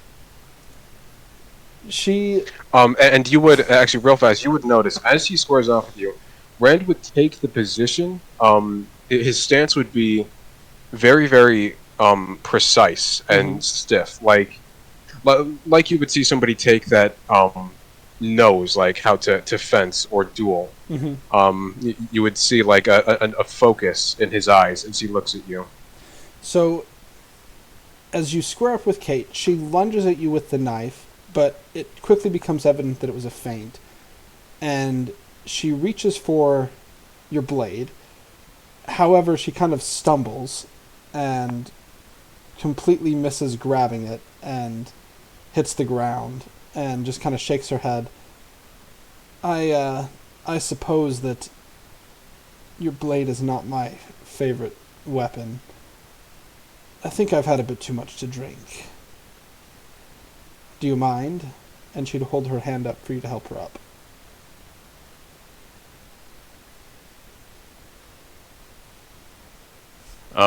I'm going to sense motive to see if that is a trick. Yeah, go ahead. And I don't see it coming. I don't mind. Okay.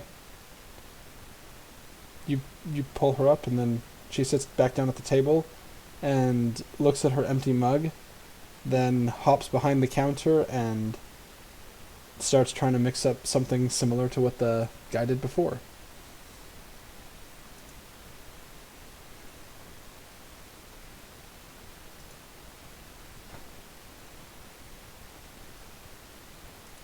And that's about it. Right. Captain CMB or CMD and a low roll on my end. But that is a pretty good CMD. I grew her out myself.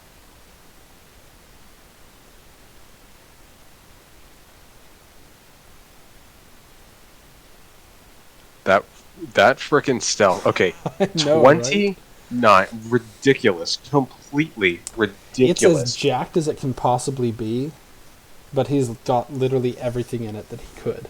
Raw. I mean, raw, it comes out to 29. That is absolute insanity. And he's not even, like, a small creature, too, to, like, get, That's like, true. the +4 on that, too. Like, Well, I think man. that he might have a racial bonus anyway. I can't remember. I know he was okay. talking to me about it before. I mean, he's not a small creature to get that racial bonus, but there's other ways to get a racial bonus to stealth. Well, we reduce creature spell on him. His bonus to stealth becomes higher than our potential for perception. I mean, I guess Yeah, that's probably honestly. not too far off. Yeah, because I've got a... That's the kind of stealth where, like, he ends up stealthing by accident. And people are just like, where did he go? Oh, he's sitting right next to me. Right. A man that just has learned how to move and how to sit to always be out of sight and always never make a sound. Yep.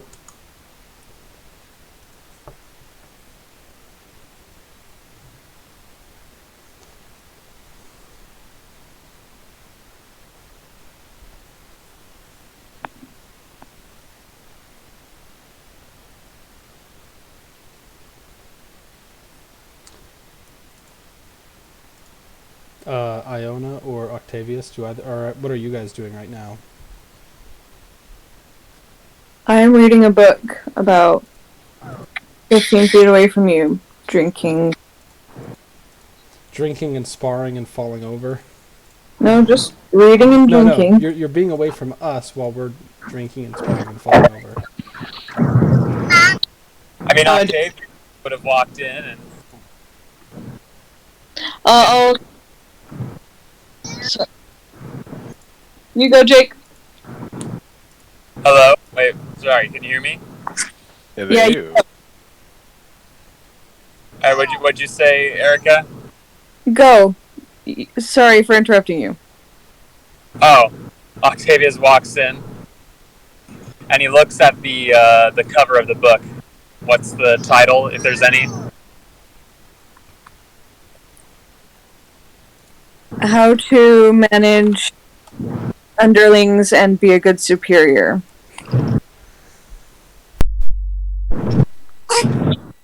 Not for dummies. Yeah, for dummies. No, I said not for dummies. Am I interrupting, Captain?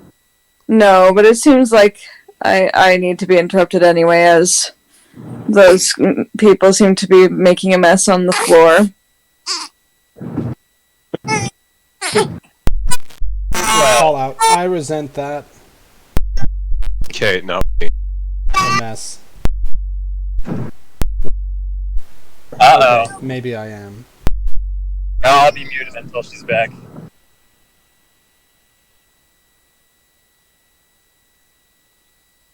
You have to say, I do immediately like you more than so. So much ring she had, so many ways she danced around with her words. She obviously is very good at her job, and I don't resent her for that, but it made speaking to her a bit exhausting sometimes, as I'm sure you probably share the same sentiment.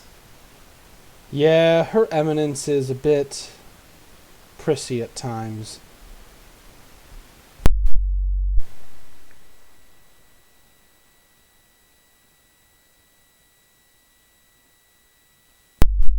Have you known her?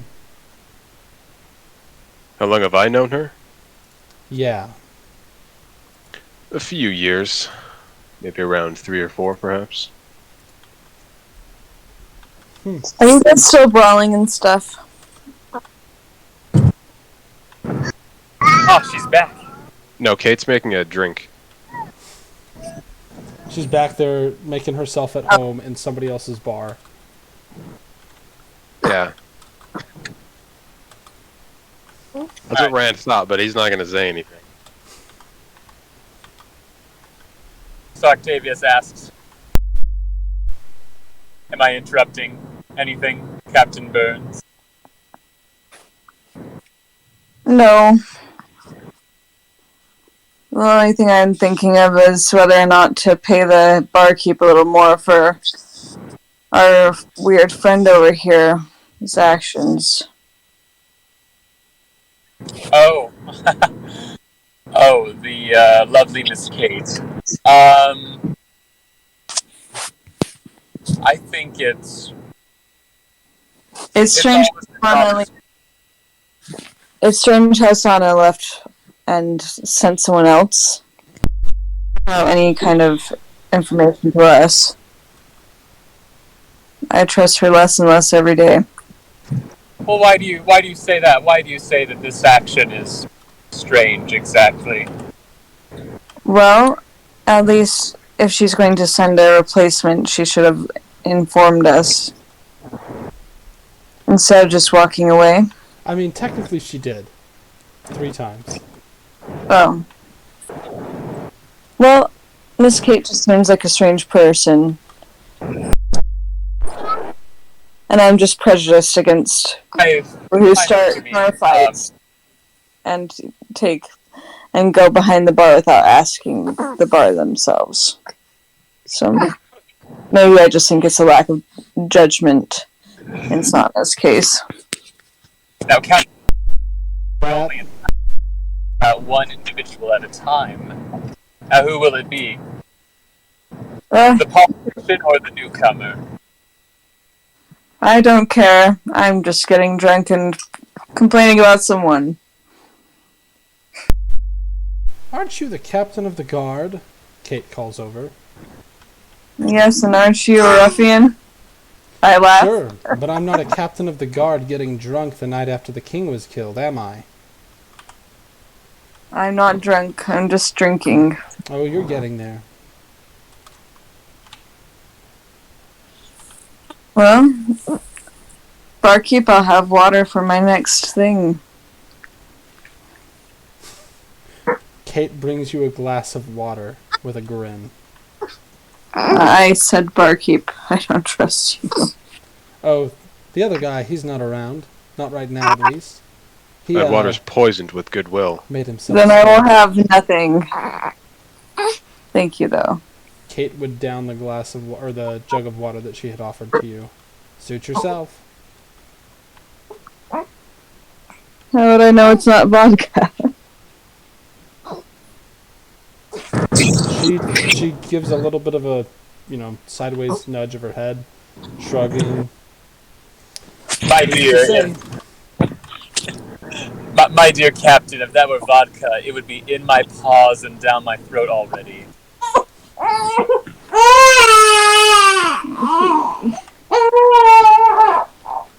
Well, so Octavius, I have a question for you. What's with the blood in the journals? Ah, I see. Well, would you care to examine it yourself? No, I just want you to tell me about it. Well, I suppose I can. I promise you it's related. Have you seen any of my work? No, I have not.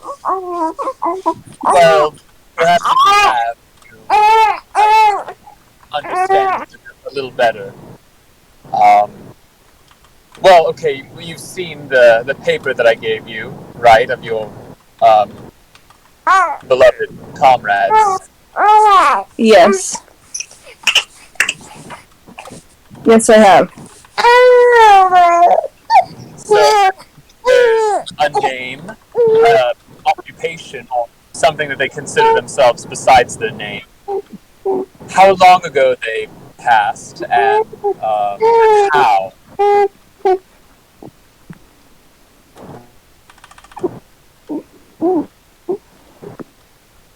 For what?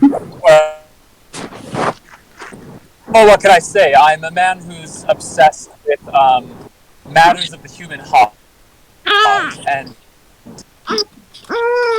Matters like blood. well, call me a corn, and this is my book of autopsies. Well, How did you get access to so many people when you're just a playwright?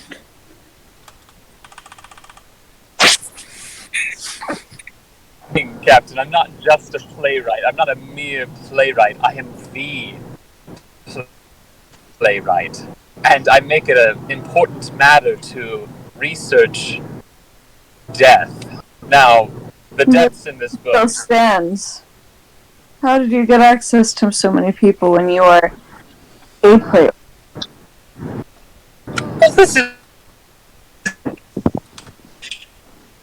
Stations and conspiracies and murders constantly happening. You simply need to walk around the most unsavory places, and that's where you happen to find the bodies. I mean, think about what's happened just this past day.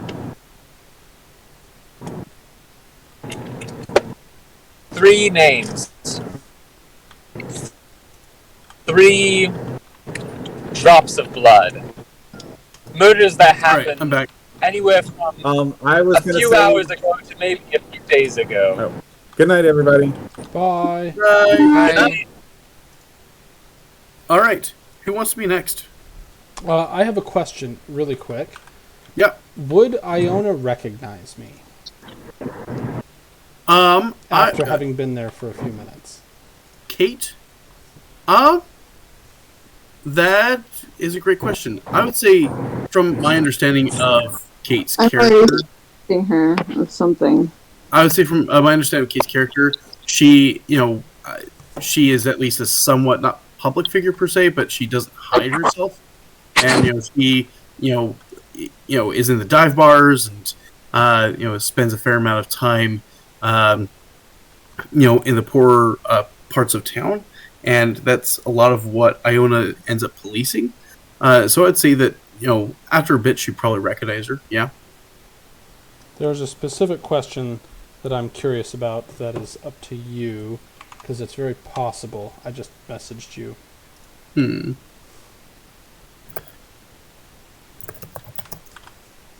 I could see it either way. I do want to finish. I want to finish what I was saying to Iona. Let me know when it's a good time. Okay. All right. Go ahead and continue.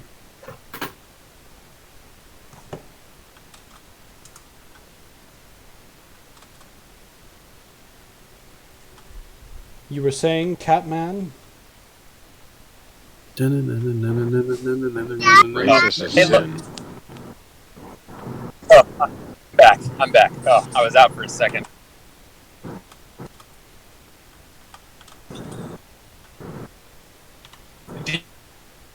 Yeah. We cannot hear you in the slightest. Now a good time for me to finish what I was going to say to... Yep, go ahead and finish. Oh, wait, can you hear me now? Yep. Oh, shoot, okay, hold on. Sorry, I'm in a valley, so it might be kind of bad.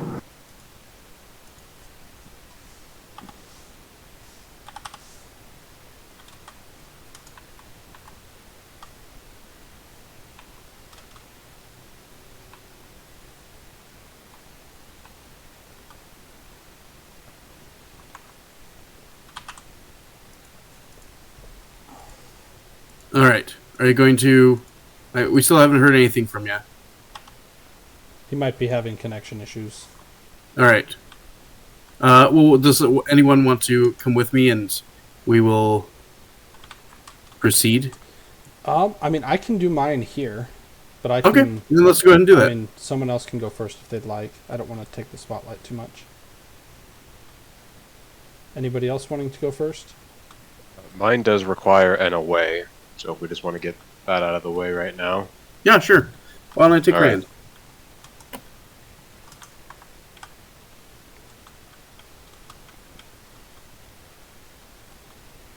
So, Iona.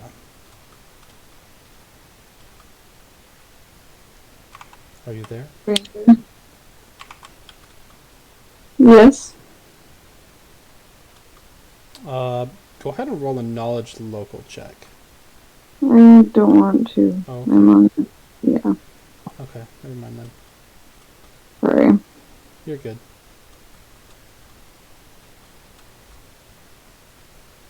If you want to come over to the computer and click it, you can do that. No, that's fine. I'm not going to worry too much about it. How's the drive, Jake? He's just slowly dying inside with his lack of connection.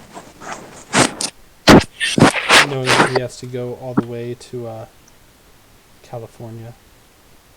It's true. It's horrible. A fate worse than death.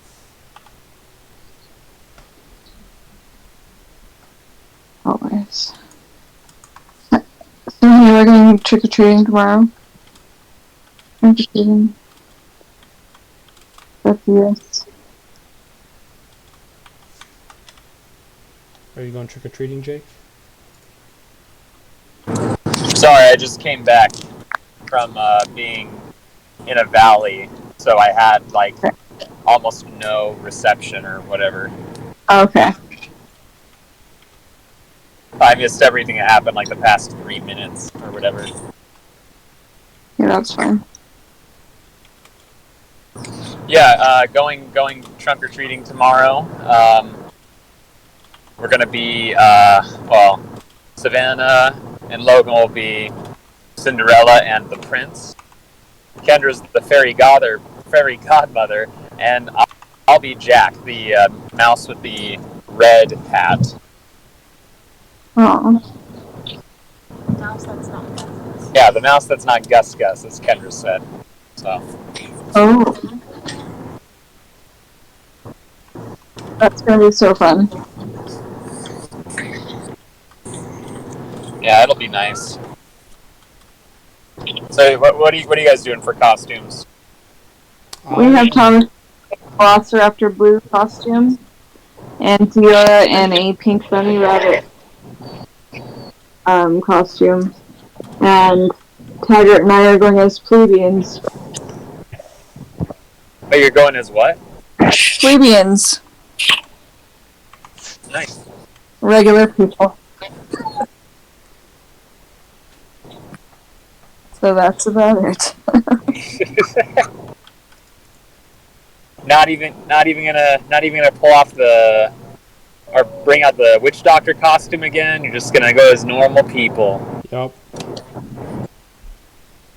I am somewhat sad. Well, I mean, Taggart, maybe you could go in your kilt, and I could go in my shade. You could go as Scots. I don't want to have that out there where there's going to be a bajillion little kids that are dirty and grimy. Okay, fair enough. We don't like kids anyway. That's why we have two of them. We have no Guys, I just noticed something. What? There have been like 0 police officers on this whole drive. That's awesome. I Congratulations. know. There's only Essentially, like 50 when you get into California. I mean, I have my phone. Like our phone mount broke, so I have it like kind of up to my chest, so that way like you can't really see the screen or whatever, so I don't like get caught holding my phone. Okay, fair enough.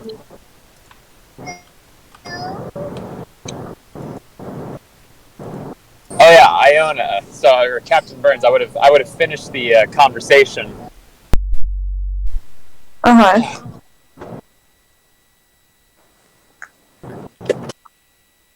Look, let me share something with you. Something that I had hoped to keep from you, but it will make a good point. And Octavius opens up his journal and opens it to the page, and the murder that's described is the murder of Candace, the actress. One of the murders that was, had been reported. Take a look at her name. I will look at her name. And you notice two names. It's not just Candace. I forget the other name, but but there's another name. It's like Candace, or, and then it shows. I forget what it is. Unfortunately, sorry. So right there.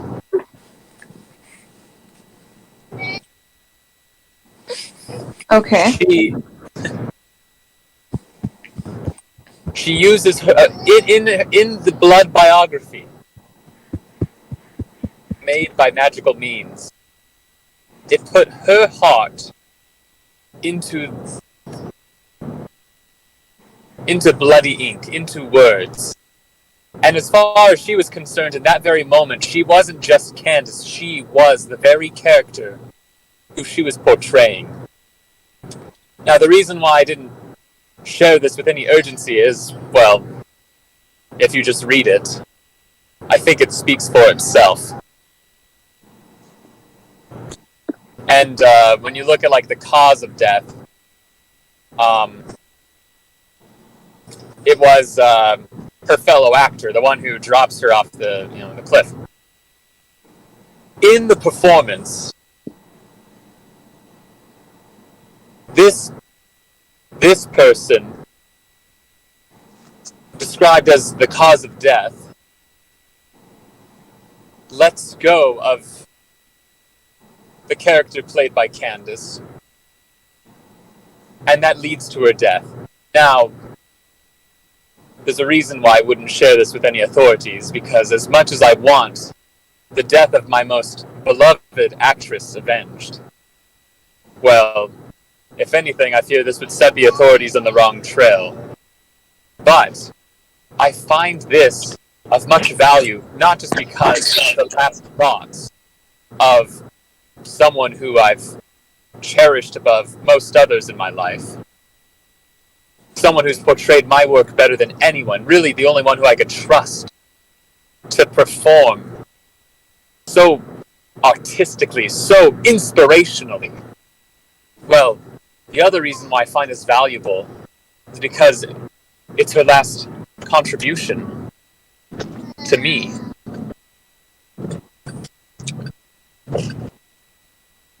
What I mean by that is, this is a glimpse into the human soul. This isn't just a description of death. This is how someone views death itself, how someone views the feeling of betrayal. My art, my performances, as I said, they're full of the matters of the heart. And this right here is of one of the most impactful matters of the heart: murder, betrayal. And it's a prominent feature in all of my works. My next work will be all the better. And it's thanks to a contribution such as this. And that is the reason for my journal. That is the reason why I make it a point to be close to death. As close as I can get. I might be a few days late. But you understand. And if anything, that's one of the main reasons for being here with all of you. I know that I'll find more inspiring words. And all I have to do is So you're like a person who collects bugs and likes to get the most pretty ones to display behind glass. But instead of bugs, you use people and their bloody demise for display.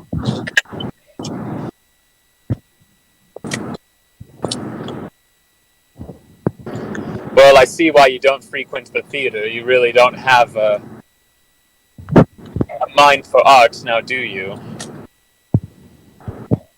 I thought I said that pretty eloquently. But fine. Either way, I think you're using people and collecting them.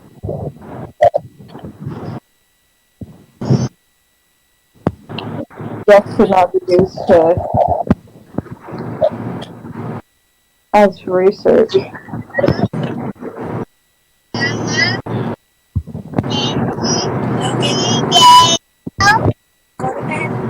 No, my good. You do it. Why not?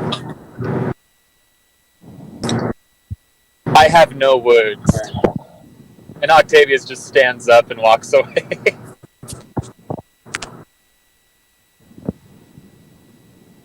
Catch you tomorrow, I guess.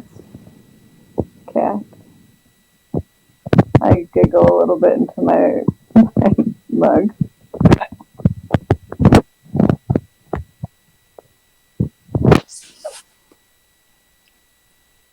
Tough crowd. Tough crowd.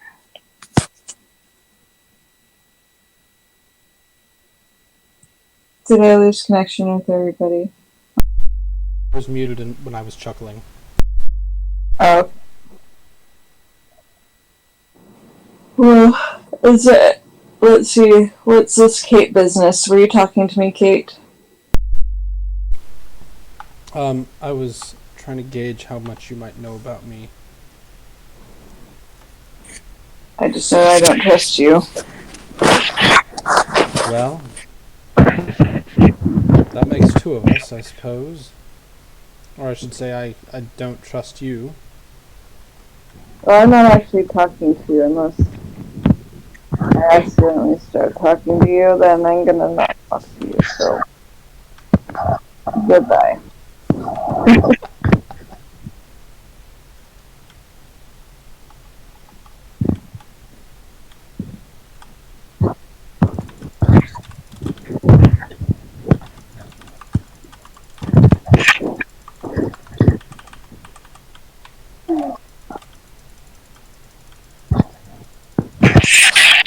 Your cat is super creepy.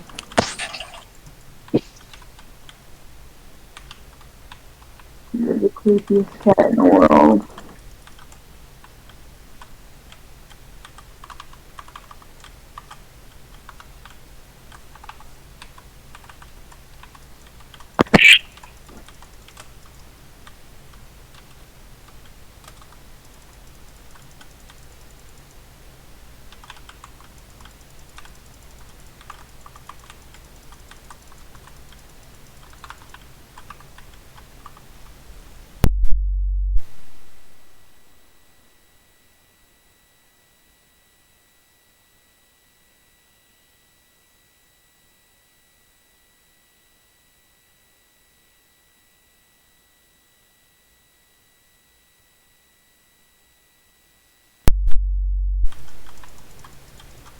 I'm not sure, Octavius. Would you talk to Kate at all?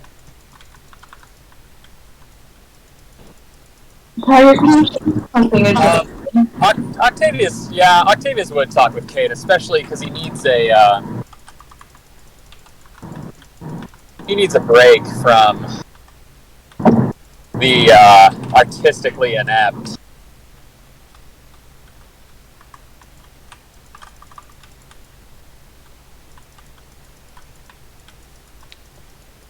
I'm certainly much more artistically inept. I find a lot of stuff down in the taverns of the city. Wenches and interesting songs and the like. Is that what you had in mind? Well,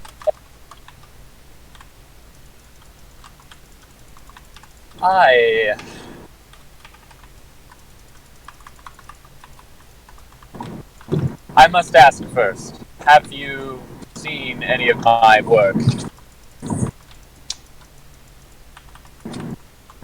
What exactly are you, that I might have seen your work? Ah, forgive me, yes. I am a playwright. Octavius is my name. You might recognize one of the titles of my work, The Devout. Kindness is a Knife's Edge. Perhaps that one might have piqued your interest at one point. I can't say that I've ever found myself in the halls of a theater. Well, I can understand that. Theater types tend to be, or at least theater goers tend to be a little snobbish. You seem to be the down-to-earth type, if I'm not mistaken. You're assuming that because I wield a knife, that I'd like a play themed around a knife? Is that it? No, I assume that the title would have caught your interest. Nothing more. Pretty judgmental of you, don't you think? Well, that's one of my duties, isn't it? To judge. I'm here to make I thought that was her job. assumptions and evaluations on the human mind and the human heart. But I am open to correction and criticism. After all, if my work is false, then it won't resonate with the human soul.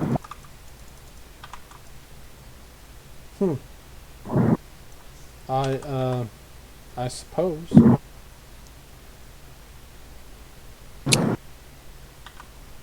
So tell me, if I may ask, why the knife? Why the dagger? A useful tool. Why the, and she looks at you. Do you have anything distinctive on you? His hair. His hair. I mean, he has like his clothing has like it's like leather was shaped to make rose blossoms on like his chest area, and he does have a dagger on him. Why the and flamboyance? a satchel. Why the flamboyance? Can't wait to hear how Octavius responds to this.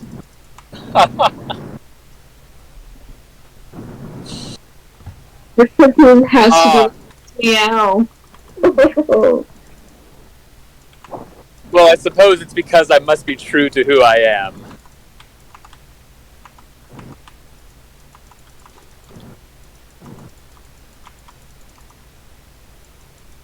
I love it. Who want? Do we want to do Kate since she's here, and we can do it with everyone? Okay. I don't know if I took a long time, but I apologize if I did. Oh no, you're fine. You took about as much time as the others. Okay. Okay. Yeah. Let's see. So the first thing that I would do is, okay. So you said it's 2 days of downtime. Mm-hmm. So you have about an action a day just to keep. Yeah, for sure. So the first day after I'm done sleeping and drinking for a bit, I would go and.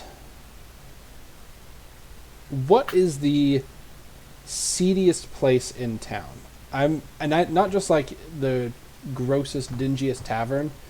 I'd be looking for the sort that. Okay. I am quite familiar with people that feel downtrodden, that feel revolutionary, that want to see and enact monstrous change, and are willing to do whatever they can to get it. And I would wager, and if you want me to make a check for this, I can, but I would wager that I know the sorts of places that they would go to, and the sorts of places that are probably known by people that you don't go unless you're part of those sorts of organizations. Like, for example, I'd know what bars different groups would prefer, would kind of be their turf and their territory. Can I make a knowledge local check to kind of, using my background and my knowledge, determine which organization would be most likely to need, or to kind of fit what I feel is the stands the most to gain by the king's death and controlling his daughter. Okay. Yeah. Go ahead and. I know that was a lot, but go ahead and make your knowledge local check. I would say with your background in general, you would know that there is a tavern. There is a bar in Crowsfoot. That bar is near the docks of Crowsfoot, so it's right here. And it is known as the Forgotten God. And that is where that is probably the seediest joint in town. Rand, there's a place that I'd like to check out. I'm not sure if you would be inclined to provide backup as we gather some information? Yeah, no problem. So I'm figuring that while you were doing your activities of this day, I probably did some scouting around and then came back to grab you specifically for this incursion. Okay.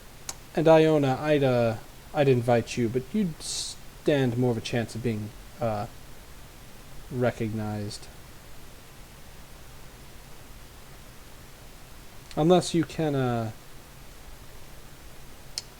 tidy yourself up a bit, or down, as the Can I case may be. disguise myself? Yeah, you can go definitely try. You want to make a disguise check? Alright. Can Do I you make think- a perception check on her after she does it? Yeah. Okay. Wait a second. Oops. I forgot to use my bonus on that. 29 disguise or perception check to see how good her disguise is. All right, and then what was your disguise check? I have not it yet. Because I am not an animal. And I would go by kind of what the underground of the city might recognize as the is she gonna pass as not a guard? I got nicknamed. So here's the thing. She actually does pretty well. The big thing that makes her stand out is her wings. Can I just put a cloak over them? I would say you can certainly try, but I would say that will be a point of weakness for your disguise, and so depending on what happens, someone potentially could like either bump or depending on the situation, if there's a fight, remove your cape and or your cloak and reveal your identity. Do you have any rope, Iona? No, I don't carry a rope with me. What am I? Rand, do you have rope? I'm a tiny bit drunk. But just the tiniest bit. Now that I can respect. But, Iona, I presume that if you're wanting to join us, then, you're okay with a bit of discomfort? Well, I'm already around you. I would grab a light blanket, and I would approach you, Iona. Do you mind? As long as you're gentle. Not make any promises there. I would lightly wrap, kind of like a corset, wrap the blanket around her waist and the wings to kind of hold them down, and then I would take the rope from Rand and I would tie it in such a way to at least keep things secured, and then from there I would say, alright, put a cloak on over that and perhaps we can get somewhere. Just don't go spouting codes of conduct or new penal codes, and we should be fine. Can you do that? I only do that on Tuesdays anyway. So I would say that this would add a +5 to your check, so it would be a 23 total disguise check for your disguise. So decent. I'm sorry, where exactly are we headed? For what purpose? Don't worry about it. There's a place that I know of that might have some information for us that could be pertaining to our current goal.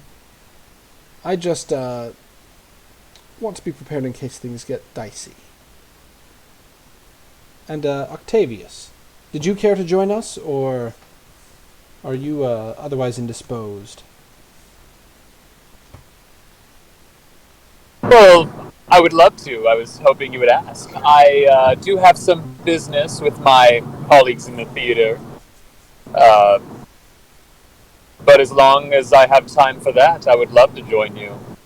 Yeah, absolutely. Can I roll to see if this is a potentially unsavory place? Yeah, go ahead and make a knowledge local check. All right. I would say that as a whole, is that because you got a 13? Okay. Yeah. Weirdly enough, it's so unsavory you haven't heard of it. It's so bad that even the people in the slums don't really talk about it. So I would say you may have heard a whisper about it at one point or two, but you don't know much about the Forgotten God. Okay, I'll be honest with you. I mean, if you know me, you know I'm a public figure. I don't know you. That's I'm what not makes it perfect. afraid No of- one will recognize you. Unless you're afraid someone will recognize you, in which case we can do an Iona treatment for you. We don't even have to worry about wings. Rand will put like his cloak on and like pull up the hood, and then he'll fix a piece of cloth to like the lower half of his face. Good enough. But other than that, he doesn't make any particular attempts to disguise himself. Oh, and he will hide his sword to the best of his ability on himself, like just like on his back, I guess is where you could put it. Okay. Just so it's not immediately in view. Do you want me to roll for that, or it's just a few small things?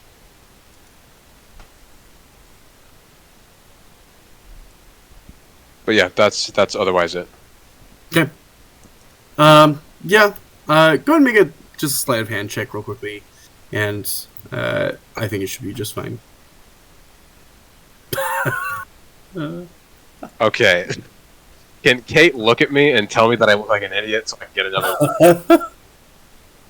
Yeah, Kate, you Okay, 1 second. Let me I would say check something. For Rand, you feel like you did pretty good. For Kate, you see him, you're like, whoa, this guy. Here's what I'm going to do. I'm going to look at you just like with a weird look, and then let's see. I'm gonna do a steal combat maneuver to just, as you're trying to hide your sword, I'm just gonna snatch it. Nat 20.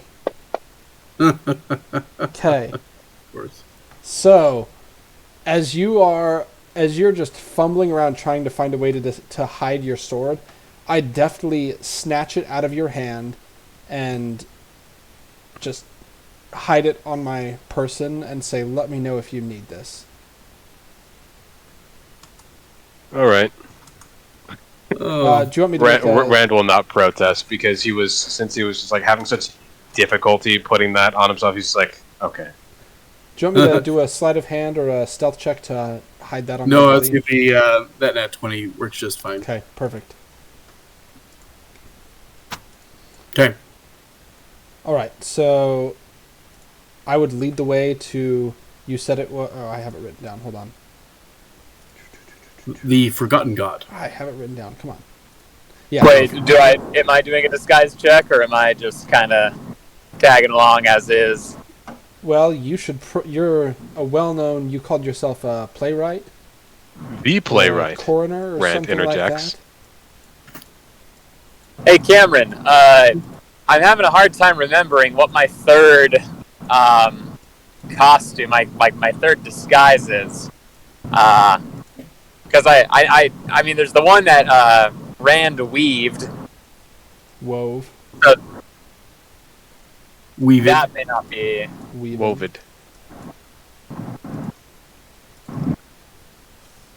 Third one. Because there's one that's maybe a little too rich to try on where we're going. I'm thinking of the third one.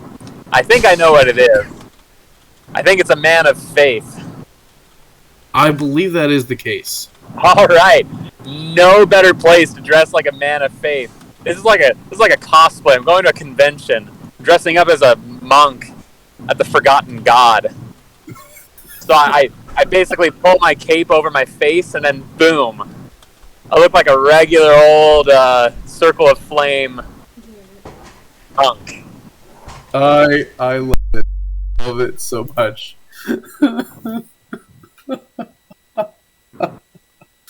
Oh, that makes me so happy. Yes, absolutely. All right, so you make your way over to the Forgotten God, and it actually was at one point in time the was built off of the ruins of an old cathedral. It's been kind of ripped apart and refurbished. You can tell that this place. The pieces that remain, the roof you can tell has been made from the hull of a ship, kind of stacked on together, and kind of pieces and bits that have been taken and repurposed and things like that. It still has this large cathedral door that is probably a good maybe 10, 11 feet tall. And as you enter, there's this, both a mixture of heavy smell of sweat and of fire and smoking all other and alcohol that kind of just seeps into your bones as you enter the building. And as you go down a fairly long hallway,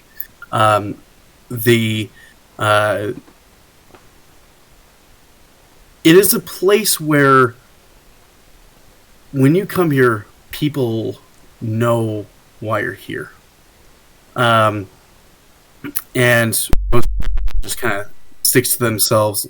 You get the sense that a lot of the people here are on some form of chemical relaxant of sorts. And you come up, and there's actually someone who is dressed in robes, and you notice that he's missing one of his arms, and he also is missing one of his opposite leg, and the leg is there's a peg where it should be, and he kind of strolls up to. Huh? Is he missing an eye as well? No, he's not actually. Okay, He's got both of his eyes. One-eyed, one-armed, one-legged man. No, he's not. That form. But he is very old, and as you enter, he looks at you, and I would say that he probably recognizes you to some extent because you've probably been here before. Me as Kate? Yeah. Okay. And he looks at you and he says, you've come back for more. You bought. Yes. What are you needing? Well, today I'm after two things. I'm here to have some of your finest, or I should say your sourest ale. And I've also got some questions that I'm looking for answers. And I figured this would be the place. Well, might as well have a seat. You can tell that there's a lot of seats open, mostly because a fair amount of the residents have kind of taken the floor as a more preferable place to kind of relax. And most everyone kind of just sticks to their own business and doesn't even recognize that there are other people here. And there's just this sense of overwhelming, almost unusually so, of just dank, dark, almost depression.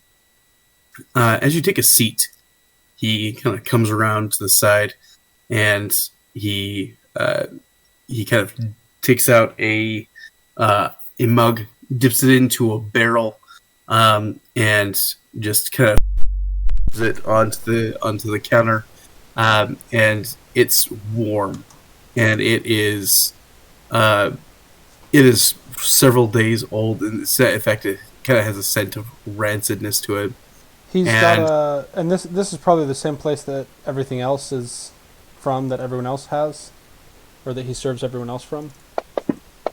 Probably very similar. Okay. Craft alchemy you check also- to see you if would- it's safe to drink or anything like that. If there's poison or any drugs laced in it. Make your alchemy check. So, it is definitely one of those things where it's not poisoned per se, but if you drink it, you're gonna feel after. The other thing that you notice is that there are a fair number of people here on, are on some kind of drug. Yeah. Go ahead and make a perception check for me, please. 17 perception. Okay. One of the things that sticks out to you, and it's more because of you understand the drug's implications or its effects. You notice there are a couple of people in here who are known as sweet eaters. Sean, who you are aware of and who was the former Greycloak, they participate in the same drug. Essentially, it's an acid that you put on your gums that is kind of eats away at your gums, but it's extraordinarily addicting and extraordinarily sweet.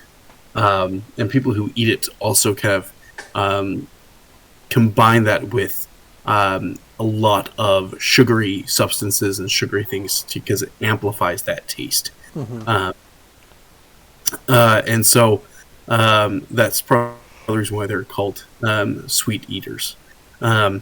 So as you kind of see some of the symptoms of people who are either under its effect or potentially are in various stages of withdrawal in this room.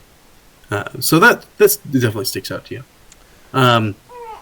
So I'm gonna take the drink that he offers, toss him a couple coins in payment for it, but probably, I mean, how much would a glass of this cost? How much is it probably going to go for normally? The crappy probably ale. about a silver. Yeah, I'd toss him about 10 gold coins, and I would say thanks for the ale, and I'll take it. I'm not going to touch it or drink it at all, but I'm going to take it. Okay. I'm going to say there is something I wanted to ask you about, though. Something I've heard whispers about. Yeah. Some new substance. Not sure how prevalent on the market, but here, sorry, 1 second. Oh, Diora.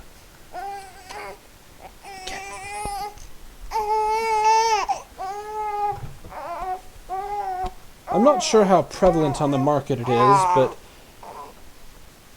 I hear that it's pretty strong, and not only does it seem to affect the user, but it has a knock-on effect of changing things around them, if you catch my drift. Do you have any of it on you? I might. Are you familiar with it? Might be. Why don't you come a little bit further? Let's take this into a different location. Of He course. kind of looks around and he goes and kind of leads you around behind the bar. He takes you further. And I'm going with the rest of the group, right? Yep. Yep. Unless anyone wants to stay behind or for any reason. No. Okay. Yep. I keep the mug with me, and periodically lift it up as if to drink, but I don't. Okay. As he takes you back behind several hallways, you can tell that there are several rooms that have been repurposed that were once potentially rooms for clergy, rooms for either for classes or things like that. All of them have various people in it for different reasons. Some of them you can tell they are in like late stages of withdrawals and are kind of sobering up. Some of them are on the opposite end and have been kind of put in here because they are going through, some of the first pieces of their drug induced euphoria. He takes you to the very back, where he opens up the door a bit and lets you in and shuts it. And he sits down. He sits you down, and you notice that above his, in this you can recognize his room. It's very humble, very simple, and right above, where he sleeps, is actually the symbol of the Circle of the Flame. Let's see. So I do a 27 perception check. I'm looking for anything out of the ordinary that would be suspicious in terms of traps, levers, or something that might be usable by him if he were trying to trick us, is the sort of things that I'm looking for. So 27? Yep, 27 perception. Okay. As you look around, weirdly enough, nothing sticks out to you. You kind of are on edge, and the last couple of nights have, understandably so, put you on edge. And it's one of those things where the lack of something almost seems even more concerning. Mm-hmm. But you don't see anything. I'm going to stand close to the door, but to the side, so that if someone were to break through the door, they wouldn't see me immediately. Okay. And what did you say his name was? Styx. Styx. Let's talk. For the leg. What do you know? Well, what do you got? I would pull out a vial of the substance that I have. I'd say, careful, it is quite potent. I would have taken the full vial that I had and probably put it into several smaller vials so that it's not potent enough to use, or at least not in a large dose, but enough to be able to examine. And so it's one of those smaller vials that I'd show to him. It's this stuff. He looks at it for a second, and he says, it's unrefined. Or at least, it's... This, in part, is what... give me 2 seconds. Looking up the name. Yeah, you're good. Of this substance.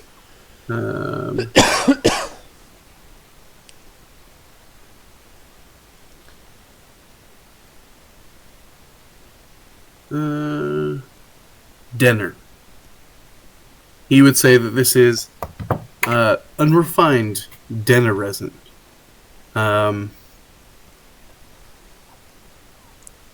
He kind of takes it a bit and he says, this is, if you go to the, well, I used to be a member. You used to go to the Ecstasy of the Flesh. And there, the clergy, especially those who are higher up, they take this and they refine it down into Denner resin. Into what, well, at least in part what we sell here. Octavia says, gods be damned, I knew it all along.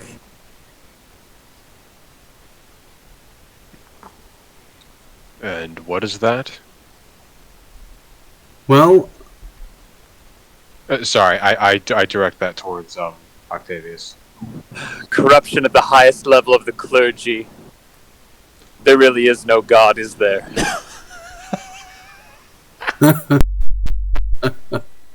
He laughs and he says, why do you think I named this place this?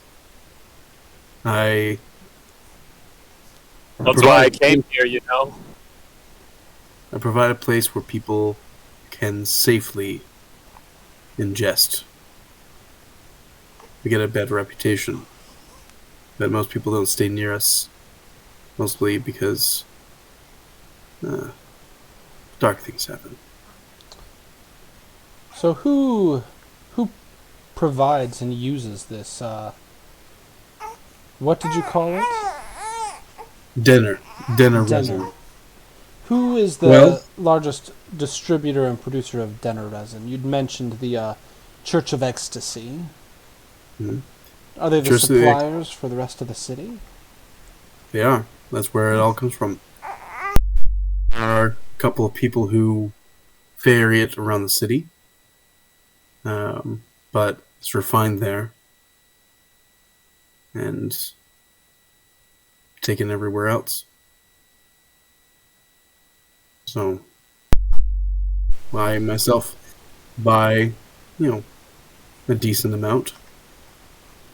There is a couple of people who I trust to give me some supplies. Although, If I may ask, how much does a fully potent dose cost, with your markup, of course?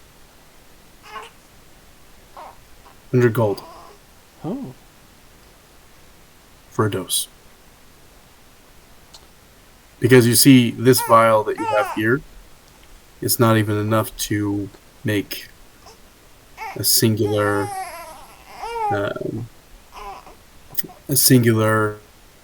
hit. It probably would take maybe 5 times that. That's in the ear vial. and what could somebody do if they were under the influence of this? A fully potent Well- dose, specifically.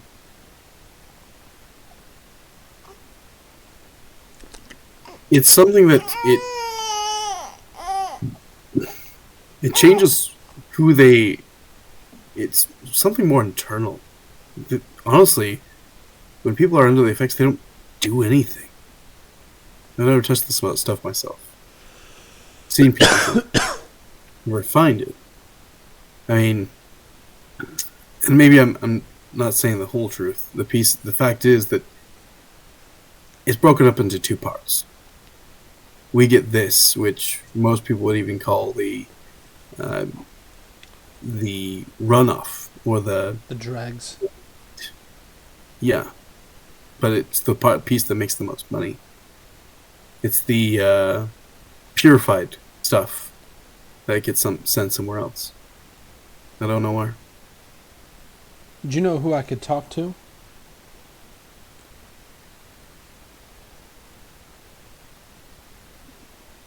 I know a few people. Yeah. I'm I gonna can get take you I'm gonna take a look at my mug and say, "This is delicious ale. I'll have another glass when we get out of here," and I'll hand him another 20 gold coins. He smiles at you and winks a bit and he says, "Yeah." Of course, you'd come here for the ale, right? Oh, of course. It's my favorite. Do you have the name that I could talk to and where I could find them? Yes, absolutely. Let me get you the name, and then I think this is where we'll probably need to end Perfect. for the night. I also do 'cause- want to make a sense motive check on him and kind of just this whole encounter. Okay. Yep. So, the Oh, gosh. name. Oh, I just got a 15 sense motive. okay. So the name of the name of the person that he gives you is. Sorry, I am pulling up my list of peoples because I have a couple.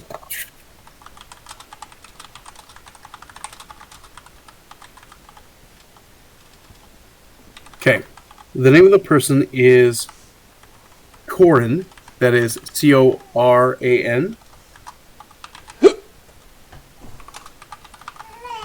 And then Coran Niter. How do you spell that last name? That's Niter.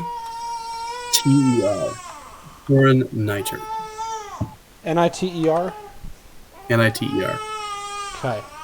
So just to kind of recap, and if you guys got anything else from here, feel free to let me know and I'll add it to my notes. But so here in the Forgotten God, we have the special weaving drug is being processed and distributed in the Church of Ecstasy. Corin Niter is someone who we can talk to about distribution of the more pure version of the drug that's actually used for the weaving and not just the high. And I don't know, was there anything that I missed? I would in character have kind of had a recap with you guys after we left, so I'm just kind of taking care of that now. So was he like helping like addicts? Or... He just handles the more drug version of it rather than the actual weaving version. So it sounds like there's two byproducts when they process the stuff. They get the drug that actually is just a drug, and then you get the stuff like what has been going around and makes someone able to weave like a monster.